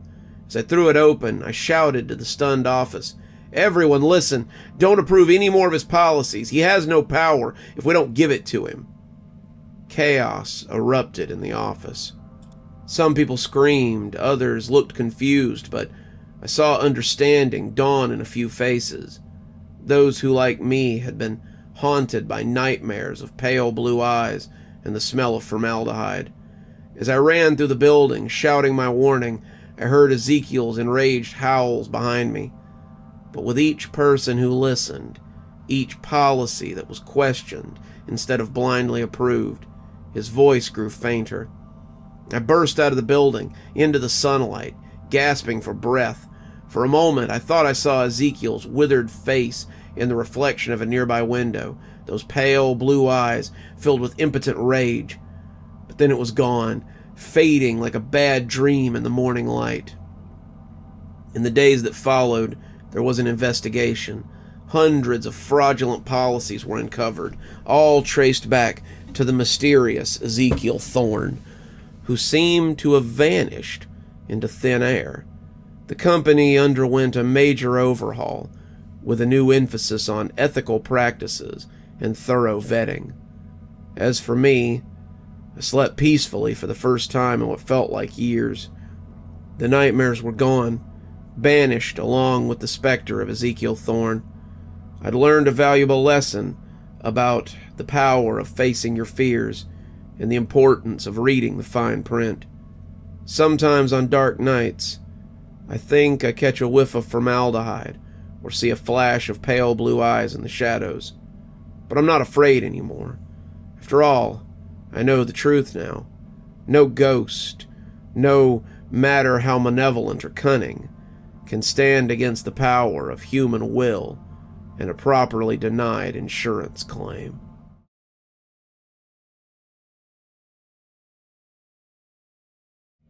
We added another member to our family today.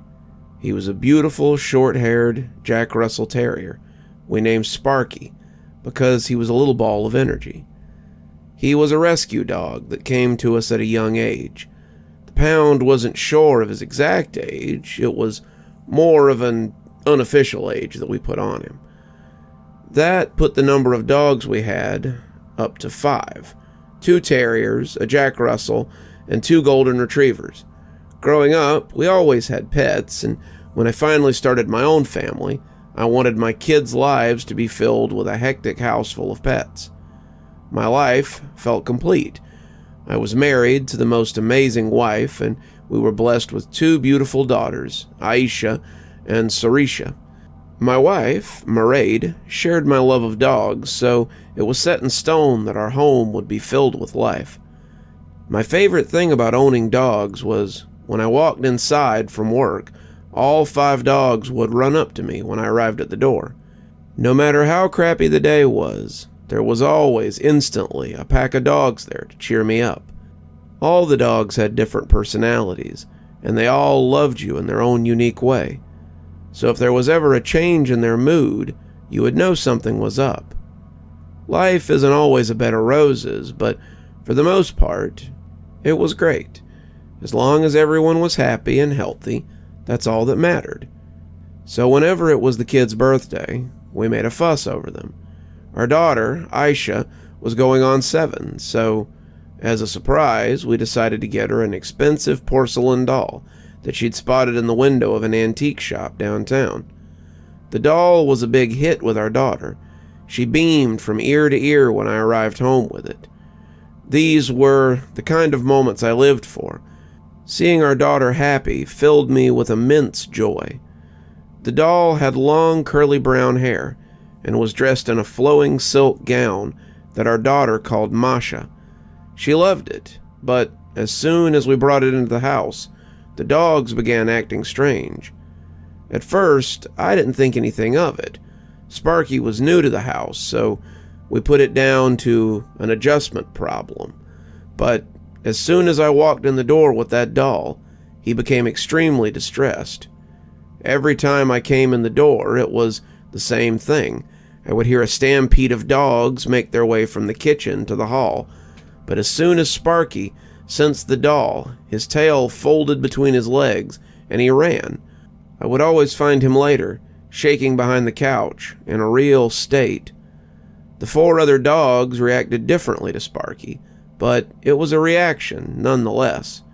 I know my dogs like I know my children, and something seemed off with them. They're all young dogs and love to jump around and play and fight, but whenever our daughter walked into the room with the doll, they suddenly became submissive. They weren't scared submissive, but obedient to the point that they would sit and stare at that doll. Their eyes were fixated on it and followed it wherever my daughter went with it. It was strange, to the point of being unsettling. Things took a turn for the stranger while I was finishing up some homework. Sparky ran into the kitchen to me, shaking and barking as if he'd been attacked. Something didn't quite sit right with me, so I went to the living room to see what the problem was. The kids were at school, and Aisha liked to keep the doll sitting on the couch, waiting for her when she got home. I wasn't sure what I was expecting to see, but when I walked into the room, Masha wasn't where she had left her. Instead, she was on the living room floor, standing upright, and the 4 dogs had formed a circle around her. It almost seemed like they were worshiping her. I would love to say that things settled down after that, but it only got worse. I didn't like how the dogs followed our daughter around the house whenever she had the doll in her hand. Before the doll came into the house, they were so protective of the girls, but now they seemed to look at her with contempt. Whenever Aisha would pick up the doll, they would get agitated, and sometimes they would growl at her. I didn't know what to make of it until I got a phone call from my wife while I was at work. She was in hysterics. I rushed home to find my wife standing at the door with our 2 daughters. Aisha was still holding the doll, and I could hear the dogs inside going crazy. Aisha had a mark on her cheek. "What the hell happened?" I asked. I could still hear the dogs pounding against the front door. "The dogs are acting very strange. Mika went after Aisha." I didn't know what to say. I'd never seen my wife and kids so upset before, and it felt like a dark cloud had descended over our happy home. I took the doll from my daughter and placed it by the tree before I opened the door to let the dogs out. They ran straight to the doll and formed a circle around it as if they were protecting it. We removed Mika from the house. It broke my heart, but we had to do it. I thought things might change after that, but they only got stranger. We took the doll from our daughter until we could figure out what was happening. We placed the doll in the shed, which made the dogs go wild, apart from Sparky. He began watching over our daughters, and I felt a bit better knowing he was in the house with them. The other dogs wouldn't settle, so I had no choice but to put them in the yard. As soon as they got out, they set up camp outside the shed, sitting obediently as if they were waiting for a second coming. I remember thinking that maybe at least they were quiet, and it was a change from the mayhem. That changed one morning when I went outside to get in my car and was shocked to find blood everywhere. I followed a trail of blood to the shed and was horrified to find the carcass of a goat with its guts splayed out and left by the shed door. The dogs were covered in blood, but that hadn't prepared me for the paw prints of blood arranged in a strange pattern on the shed door. If I didn't know better, I would swear it was some kind of sacrifice. This went on for days. Every time I went to get in my car, I would find a different animal with its guts hanging out, left by the shed. My wife was beside herself. Life had completely changed, but the thought of something demonic happening was beyond our imagination. We were rational people, so we made excuses for what was happening. Waking up to the bloody carcasses eventually stopped, but the dogs still sat outside the shed, waiting. But waiting for what? Sparky kept his distance and was happy being in the house with us. Apart from the dogs, things seemed to go back to normal, which probably lulled us into a false sense of security. We didn't think much about the doll until I went to check on our daughters. Sora's was sitting alone, playing with her own dolls, when suddenly a feeling of dread crept up my spine. "Where's Aisha?" I nervously asked. My daughter looked at me with a smile on her face. "She went to the shed to get Masha so we can play families." As soon as the words left her mouth, I heard a scream out from the back. My soul left my body.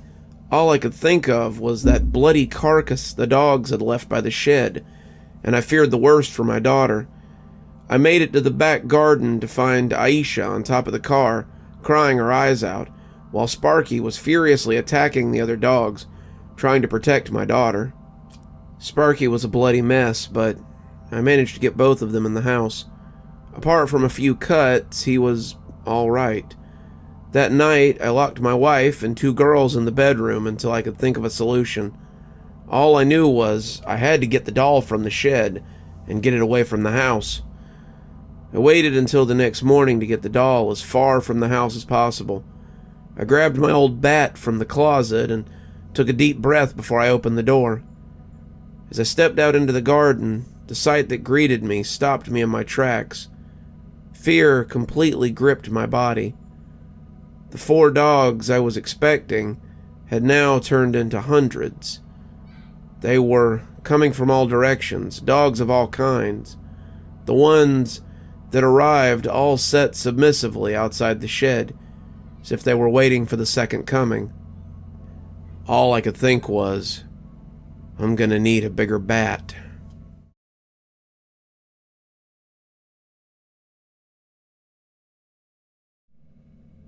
Life in Frost Hollow has always been fairly normal, up until a few days ago.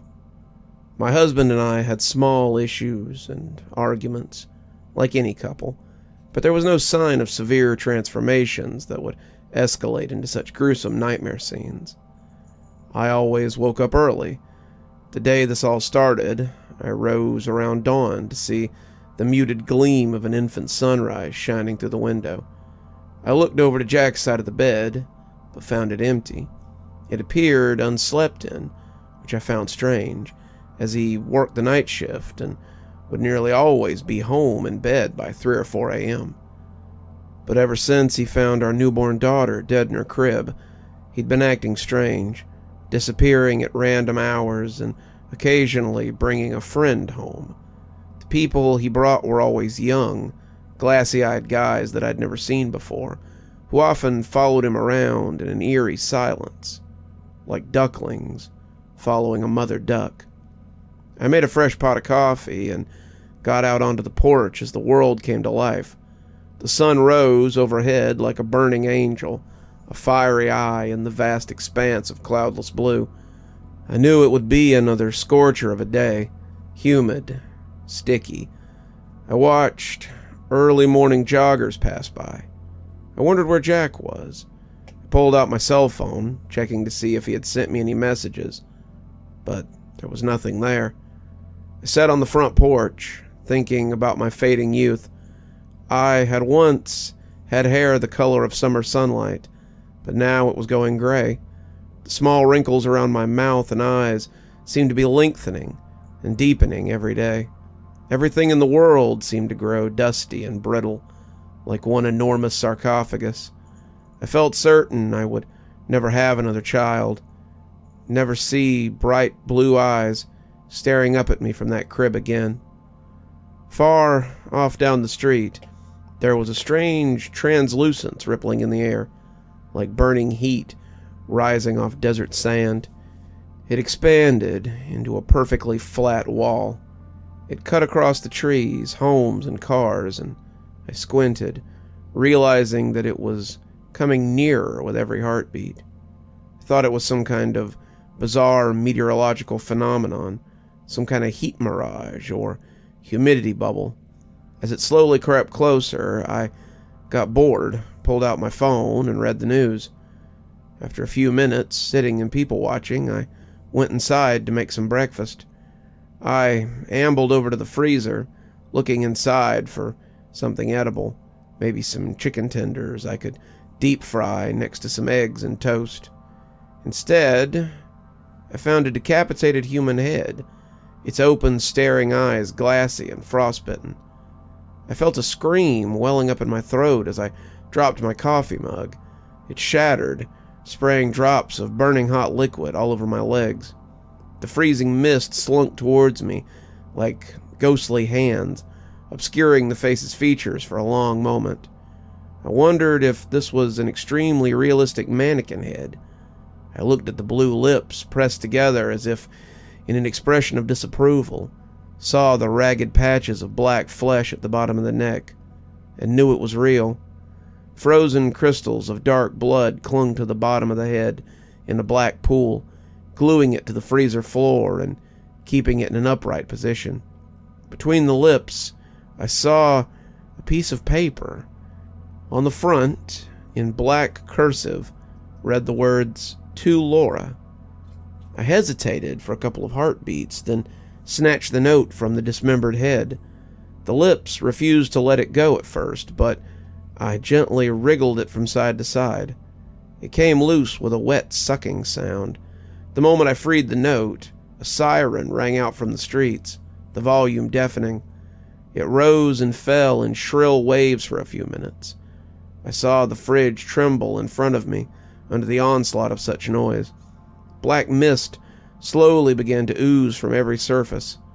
By the time it evaporated a few minutes later, the fridge looked like it had aged 50 years. Enormous rust spots covered the exterior, and the smell of rotting food was instantly overwhelming, like the rancid odor of roadkill putrefying under a burning sun. The rest of the kitchen seemed to have changed as well. Everything had grown old and filthy. The counters were covered in cobwebs and grime. Deep cracks ran through the walls, and the windows were all broken. Turning back to the freezer, I studied the mutilated head's features more thoroughly. It was a woman with raven black hair and blue eyes, probably in her early 20s. Who was she? How had she died? How had her head gotten into my freezer? What was that horrible siren? I unfolded the note, seeing Jack's flowing handwriting there. My heart felt like it stopped in my chest as I quickly scanned the words. "Dear Laura, if you're reading this, it means you found the head. It's probably a good thing, I think. There are some things I've kept secret from you and everyone else for a long time. I don't know when it first began, when this fractured piece of my personality gained control. It all started innocently enough, peeking in people's windows when they weren't looking, or stalking random joggers for days without being seen. It was always a rush to get away with it. Soon I would break into people's houses and rearrange their furniture. I'd hide a portable camera in the corner or on the top of a bookshelf to watch their reaction. How I laughed. As you can imagine, it was quite fun. Life doesn't have enough laughter, after all.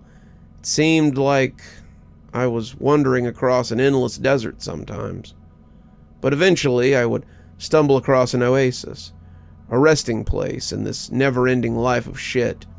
At least, that other piece of my personality did. You might not believe me, but the first time I killed, it was an accident. Perhaps it was fate sending the first pebbles skittering down the ledge that would inevitably lead to an avalanche.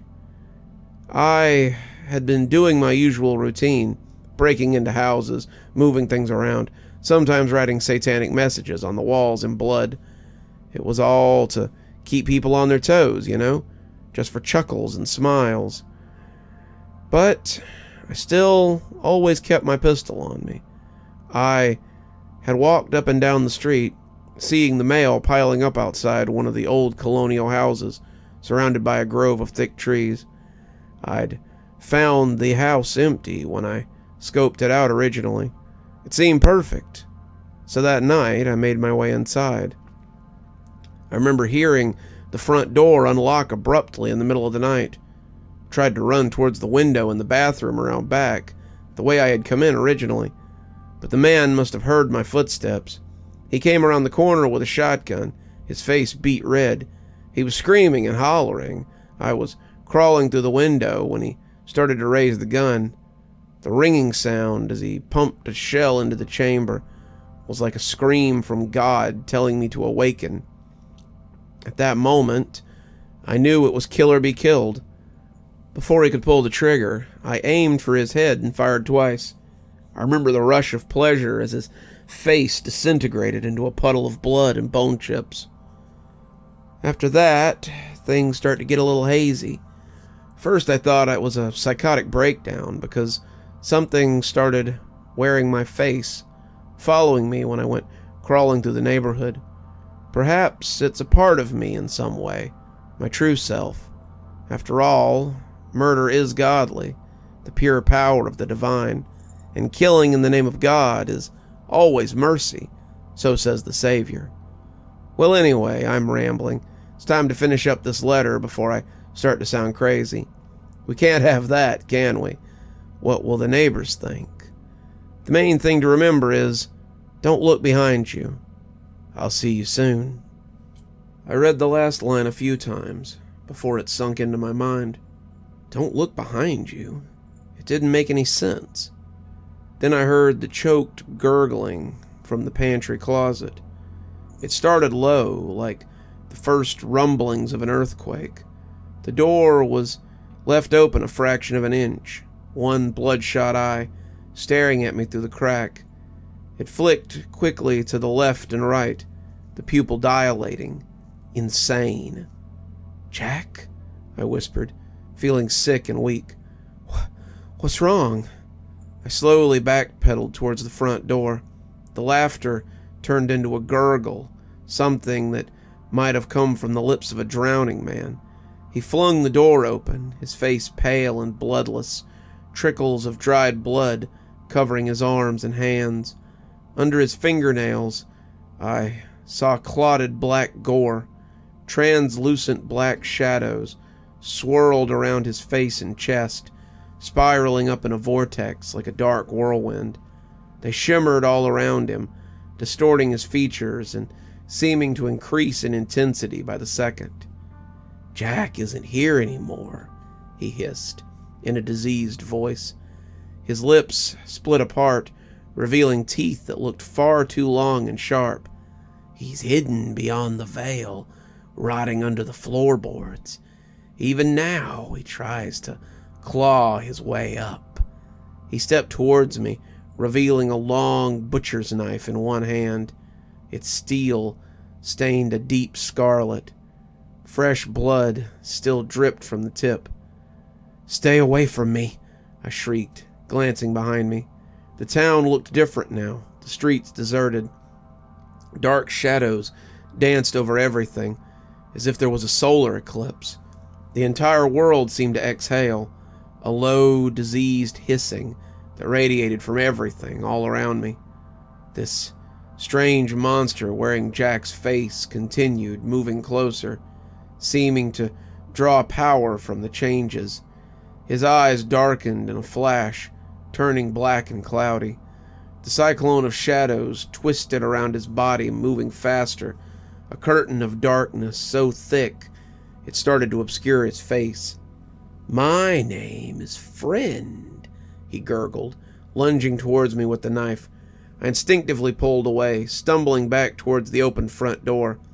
I felt a cold pain radiating down my left arm, a slashing pain that made my vision turn white with adrenaline and shock. A slash opened up the top of my skin, fresh blood bubbling out instantly. I fell backwards through the door onto the front porch, smacking my head on the wooden porch rail. Friend slunk towards me, a hurricane of blackness with an eerie human pillar at its center. He stared down at me with a grin like a razor blade, letting fresh blood, my blood, drip off the blade and patter gently to the rotted, mold-streaked floor. I kicked forward with all my strength, aiming a blow at his knee. I heard something crack, felt the leg give with a sickening explosion of black blood. The flesh felt loose and spongy, almost boneless. Friend wailed like a banshee, his voice rising into an ear-splitting wail. He fell forward towards me, aiming the knife at my heart, a look of fury darkening his face. A gunshot rang out behind me. A perfectly round scarlet hole appeared in Fred's shoulder. He jerked, twisting and gurgling in pain. Black blood spattered my face and neck. Feeling as cold as dry ice, I rolled away as his body came down. The knife landed only inches from my chest. It quivered there. Its tip stuck deep in the wooden floor. Friend's features changed rapidly in front of my eyes, dripping and melting. The mask of humanity he wore started to fall away, revealing a spinning black hole of a head with a single red eye in the center. Wounded and leaking blood the color of waste oil, he skittered away on all fours. His limbs were skeletal. He was crawling like a spider. His clothes stretched and tightened around his changing, bulging flesh. Breathing hard, I turned to look at my savior.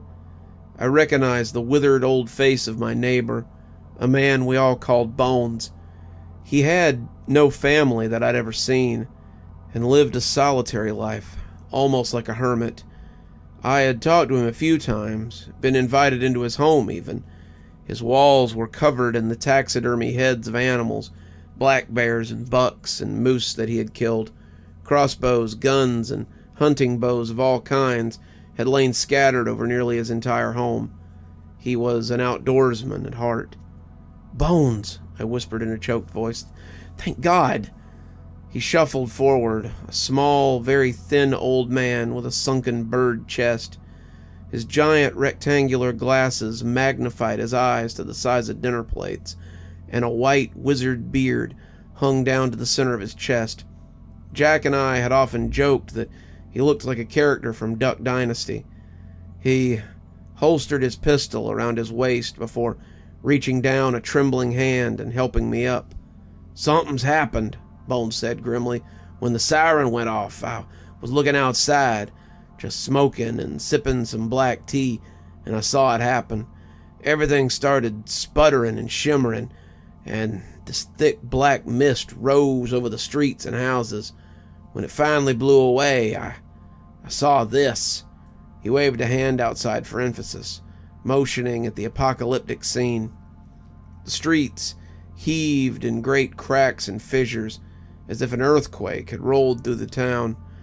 The houses looked like they had survived a nuclear apocalypse. The windows were all shattered, tiny glass shards littering the ground like splinters of diamond. The roofs were peeled away and rotting, with enormous holes eaten into the center of most of them. Something like spider silk covered the dilapidated walls of most of the houses on the street, formed in symmetrical webs that rose 2 or 3 stories high. Behind me, the radio suddenly turned on, the lights flickering overhead.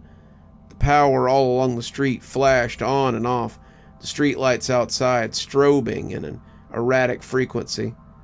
Something like a metallic shriek ran out through the radio speakers. Bones and I jumped, turning to look backwards at the old radio lying on the kitchen counter. "This isn't the real world," a man screamed over the radio. I immediately recognized the terrified voice of Jack. My heart dropped into my stomach. "Don't believe anything you see here. The anomaly is spreading, Laura. I know you can hear me. I'm sorry for everything. Listen, get out of this. There are a few things you need to remember. First, you should know there's a gateway to this place, portals that lead back to our world. You can recognize them by the blinding white light radiating from them. It might be a bedroom door, a window, even a kitchen cabinet or a box. They form randomly throughout the anomaly and are highly unstable, often lasting for only a few seconds. If you find one, take it immediately. These are our only ways home. Second, the entity here can take the form of any person or animal, but you'll know them by the shadows that surround them. To kill them, you'll want to go for the crimson eye in the center of their face. Third, there are places with food, water, supplies. They will look like dilapidated gas stations with the name Hell's Market on them. They're safe places where the things on the street don't roam. Don't stay in there too long, though, or you might see hell. He doesn't like visitors.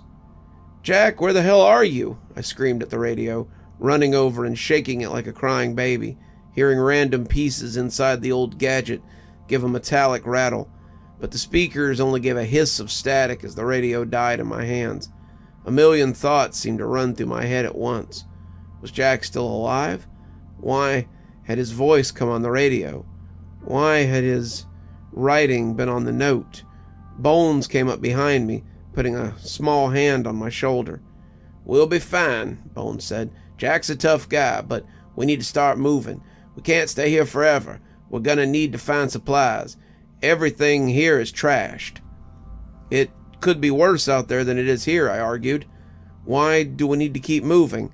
We could barricade ourselves inside and wait for the police and the military and—" "Lady, you're living in a dream world," Bones said coldly, his magnified eyes turning into owlish slits.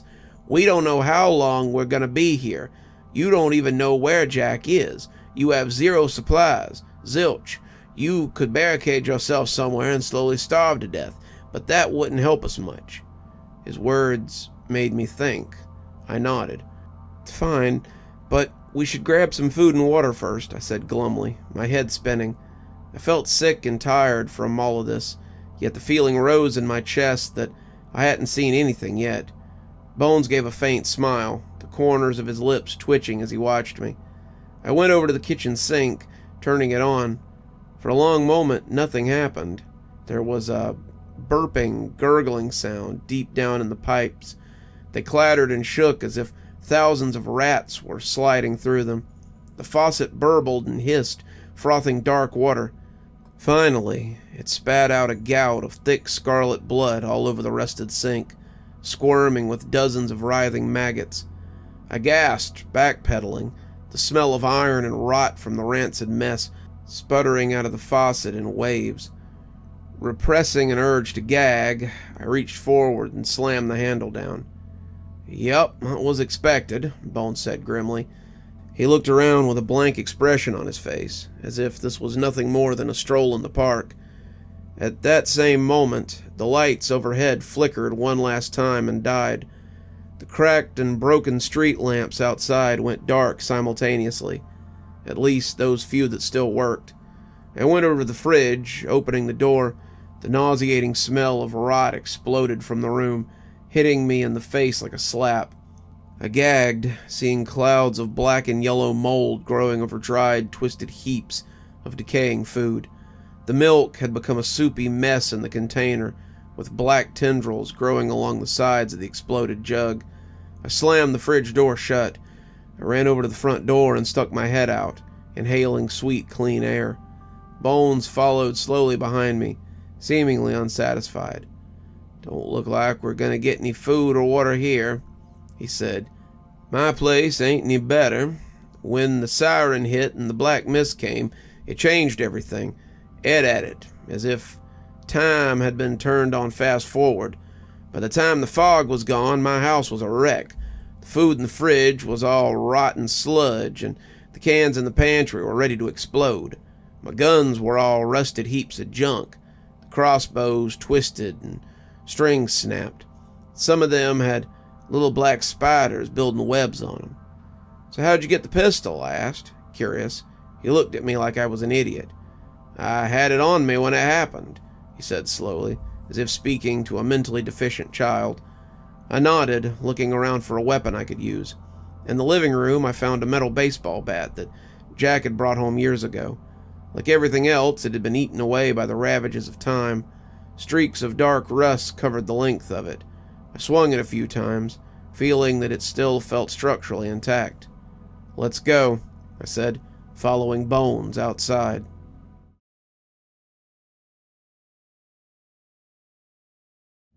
We headed deeper into civilization, towards the downtown area with restaurants, gas stations, and grocery stores. The sky above had no stars, no sun or moon. It swirled in a dark blue hurricane, meeting in a black eye at the center. The cyclonic cloud peeled away like an old scab. Some pale light came, casting enough into a psionic light. I saw pale, dirty faces disappearing into the alleyway, and ruined homes, many of them apparently of children. "I saw 'em too," Bones muttered, holding his pistol tightly at his side.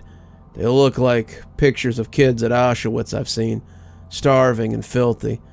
Where's their parents, you think?" I shuddered to think about it, but if this place was sucking random people in, just making them disappear from the world, what if it was spreading, like a cancerous tumor hidden under gauze? I had nearly forgotten about Friend, the strange, shape-shifting creature who wore Jack's face, but he hadn't forgotten about me. We were passing the burnt-out hulk of a tractor-trailer when his shadowy face shot around the corner, staring at us with Jack's face. He had eyes like two burnt holes, black and smoldering. His body was a strange combination of spider and human, the thin limbs ending in sharp points. Fine dark hairs, like needles, covered his arms and legs. The bullet wound had apparently already healed. Black blood had crusted on the surface of his shirt and pants. He didn't hesitate. He attacked. He swung an insectile arm at Bones. I screamed, seeing it all happen in slow motion. The limb went straight through Bones' heart. Bright red arterial blood immediately began flooding out as he looked down in shock, still holding the pistol in one hand. He gurgled, dropping the gun and falling forward, dragging the arm down with him. I had the baseball bat in my hands. With all my strength, I swung it at the creature's head. It made contact with a fleshy thud. The soft, yielding flesh of the fiend cratered under the impact. Friend made a soft hissing sound as the wound bubbled and danced, as if a nest of mice were about to emerge. I leapt for the pistol. A choking sound gasped from Bones' trembling lips. The adrenaline rush made me feel no pain as I hit the hard, cracked road, rolling as I landed. I felt the cold metal of the pistol grip under my hand. I raised it, feeling the stab wound Fiend had given me earlier rip open again. Fresh streams of blood soaked my clothes as I fired, dripping from the long slash across my arm. The tip of Fiend's head exploded, the body transforming before my eyes into a black, spidery humanoid with a single spinning red eye in the center of its pointed skull. Dark blood, the color of asphalt, leaked down its naked, glossy body. It had no mouth or nose that I could see, but fine silvery hair covered its joints, its arms and legs. The eyes widened in pain as it stared into the barrel of the pistol, one blade-like arm still caught in Bones' chest. I remembered the transmission that had gone through the radio, and I aimed at the center of that spinning eye. "Why do you keep taking Jack's form?" I asked Fiend, the gun feeling heavy as it trembled in my hand. "Why just him?" "I can take the form of any who are part of the Church of the Final Rapture, those who have given their souls to the dark presence here," he hissed cryptically. He jerked forward, trying to bring his other blade-like arm up towards my neck in a quick, slashing blow. I instantly fired, pulling the trigger over and over again. The first of the bullets pierced his eye. I saw a blinding explosion come from the center of it, like a flashbang, radiating light the color of an infected wound. Orange, the color of pus, spun around bright reds and necrotic blacks. I stepped back, crying out. I instinctively brought my hands up to cover my eyes. When I could see again, I found only a smoking crater in the spot where Friend and Bones had stood. Gray smoke hissed from the center of it. I knelt down, seeing a dark, jelly-like substance covering the jagged patches of concrete. I quickly realized it was flesh, though whether human or alien I couldn't say. Shell-shocked, I stumbled over to Bones's melted pants, feeling around his waist until I felt the cold metal of an extra magazine. I had emptied all the bullets in the gun, fighting Friend. To my dismay, I realized Bones only had one extra magazine. Feeling sick and weak, I stumbled away, heading towards downtown, hoping against hope that I would find some solace or answers there. I was wavering on my feet like a drunk woman. As I got closer to the center of town, I found dead bodies hanging from the lampposts, many of them mummified or skeletal. I wondered how many people lived in this hellish world. I heard crying ahead of me, far off in the distance, and saw a girl kneeling before the body of a young woman. The corpse looked fresh, the tip of the demon woman's black tongue poking out through her stiff blue lips. The young girl's wails tore at my heart. The girl was wearing rags, tatters of a shirt and pants that were covered in streaks of what looked like dirt and blood. Her face was grimy, her eyes were big and blue. She looked up at me suddenly as I drew near, panic twisting her small face. She reminded me of the baby I had, the one who had died of crib death a few months earlier. My daughter had the same big blue eyes as the girl here. I looked around the destroyed world, seeing there were more spider webs covering the ruined buildings here. "Little girl, what are you doing here?" I asked. She grabbed at my shirt, pushing her small face against my thigh. "They killed my mommy," she wailed, trying not to look at the hanging corpse. I hugged her. "Who did? Who killed all these people?" She looked up, surprised. "How do you not know? It's the Church of the Final Rapture. They're trying to spread this..." She waved a dirty hand around for emphasis, wiping tears from her bloodshot eyes. "They think if they can spread the bad place far enough, then it will lead to the final judgment, and Jesus will come back, and good will finally win. But first, they say they need to kill a lot of people and make the battle happen." She shook her small head. "They're crazy, a bunch of religious nuts. Mommy always said so, and she was right. Look what they did to her." "What's your name?" I asked. "Marion," she said in a small, diffident voice. I helped her to her feet. "I'm Laura. You can't stay here forever, Marion. There are bad things here. Is it true there's a way out of here? A doorway of light or something? Have you seen any?" "I caught a glimpse of one once. It was beautiful, like looking into a rainbow. I thought I could hear singing." Her eyes got distant and far away. I took her hand, urging her to walk forward, away from the corpse of her mother. "So what happened?" I asked, trying to keep Marion talking. "I saw it, but by the time I found Mom and told her, it had evaporated." We turned a corner. Looming there overhead, we came face to face with what had been making the webs. My first thought was that it was some cross between a horse and an insect, the height of a small child and over a dozen feet long. It had the body of a struggling old man in its insectile jaws. They jutted out like the pincers of a stag beetle, with wicked serrated edges. Two bulbous black eyes emerged from the side of its head, the size of baseballs. They didn't appear to have any lids. They stared at us, unblinking.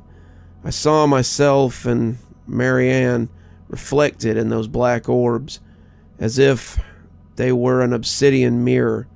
The pale chitinous shell of the creature shimmered with rainbows as it turned in a blurring motion towards us. Its snout was rounded with two nostrils. Stringy, blood-flecked mucus constantly dribbled from its eldritch face, falling down from its nose and mouth. The hundreds of long, skittering legs moved in rhythmic, peristaltic waves. The old man continuously kicked and punched at the monstrous face, but the abomination didn't seem to notice or care. Blood dribbled from his toothless mouth, and deep slashes crossed his chest, stomach, and legs. His lips and fingernails took on a faint bluish cast as its black eyes focused on us. Frothy bubbles of clear saliva started dripping from its flexing pincers. With a primal reptilian hiss, it threw its head to the side. The dying man soared through the air, smashing into a concrete wall with a blood-shattering thud. "Stop!" I cried instinctively, raising the pistol and firing. Mary Ann screamed, running behind me and hugging my legs as the dark juggernaut ran at us. The first bullet caught it in the neck, but the thick black plates of scale deflected it easily, leaving only a series of fine cracks running down its torso. I kept firing, aiming for its face. The second one hit it in the right eye, which exploded like a water balloon full of blue blood. Its wailing intensified until I thought my eardrums might explode. Half blind, its body slithering towards us like a snake, its many legs driving it forward. I jumped to the side at the last second, but Mary Ann wasn't so lucky. The creature's massive pincers wrapped around her chest, grabbing her and lifting her into the air. Deep slices appeared in her rags as she cried, pleading for help. I inhaled deeply, aiming for the abomination's face, hoping I wouldn't hit the girl. The last bullet in the magazine pierced its other eye. It exploded. The creature dropped Mary Ann to the ground, wailing a stream of whistling shrieks. I grabbed her by the hand, lifting her off the ground. "Run!" I hissed through gritted teeth, pulling her forward. Up ahead, I saw lights illuminating a store. It was the only building with electricity that I could see. I found it strange. As we got closer, I saw the sign, Hell's Market. The insectoid creature's agonized screams drew other skittering monstrosities. They crawled out of their side streets and alleys, their strange horse faces and insectile jaws working furiously as if tasting the air for prey. I remembered the rules on the radio when it had said the markets were a safe place. I ran through the doors into a building that hadn't decayed like everything else. I felt crisp air conditioning. The glass here was intact, and row after row of cold drinks and ice cream and frozen meals stretched out before us. It looked like a regular market, but in the back I saw a doorless threshold with stairs that led down into a shadowy basement. I shuddered as I looked at it. Outside, the creatures had stopped at the front door, their bulbous eyes staring intently at us. "Are you okay?" I asked Marion, looking at her injuries. The creature had left 2 long slices along the sides of her chest. They bled freely, soaking her tattered rags in fresh streaks of scarlet. She nodded, silently, tears running down her rounded cheeks. We quickly grabbed drinks and snacks, chugging sodas and energy drinks and eating candy and beef jerky. I didn't realize just how hungry I was after nearly dying so many times, and Mary Ann looked like she hadn't eaten in days. I was staring out the front glass, looking at the creatures waiting there for us with hungry and bloodlust gleam in their eyes, when I heard heavy footsteps coming up the stairs at the back of the store. Mary Ann grabbed my hand tightly. "I think something's coming," she whispered in terror. Through the dark threshold, I saw a woman looming nearly 10 feet tall. The left half of her body was decayed and rotten, mummified and gray, like everything else in this world. The right was beautiful and young, the skin pink and healthy. Behind her, I saw her dragging a man's body wound tightly in razor wire, the sharp edges biting into his skin. I instantly recognized Jack. "Jack?" I asked, stepping back towards the door. "See your husband?" Hell hissed in a shadowy voice. She threw the trembling mass of bloody flesh at my feet. Jack screamed, kicking and twisting. "Get out of here," he whispered through gritted teeth. "I'll help you." "Did your help cause this?" I asked. Hell looked between us with a sadistic grin, the living part of her mouth splitting open. The dead part cracked, the dry skin ripping and showing blackened teeth underneath. Jack nodded. The Church of Final Rapture. Yeah, we tried to spread the anomaly, to end all suffering, to cause God to notice us again and come back. Hell laughed at that, a sound like grating metal. Foolish men. You shouldn't have played with things you didn't understand. Jack's eyes grew big. There was a moment of clarity as he met mine, motioning towards the back door at the back of the store. I'll do what I can, he said, with what the Church has taught me. He closed his eyes as Hell drew near, her heavy footsteps shaking the store. She lifted up one giant naked foot, lifting it over his head, holding it there like a guillotine blade. It came down with a crunch. The door at the back of the store started to vibrate and shimmer with white light as Jack died. I heard singing from it. Grabbing Marianne's arm, I pulled her towards it. A large, rotten hand came out, grabbing at my hair. I felt myself pulled off my feet. Like a rabid animal, Marianne ran forward, sinking her sharp teeth into Hell's wrist. I felt the grip release, my back smashing hard against the floor. The wind was instantly knocked out of my lungs. Grabbing Marianne's hand, we crawled towards the door, only feet away. Beautiful, angelic singing resonated through it, growing louder as we got closer. Hell shrieked with fury as we crossed the threshold, disappearing into the light. Everything dissolved in the blinding radiance, and for a moment, I felt warm and free. I found myself back home with Marianne, the sun outside bright and clear. The freezer was still open, the dismembered head staring blankly at me. Marianne was gently crying, cradling her bleeding chest. All the agonies and wounds I had suffered instantly started shrieking, grating on my nerves. Sickened, I stumbled outside and threw up, trying to forget the nightmares and the broken bodies of that strange anomaly.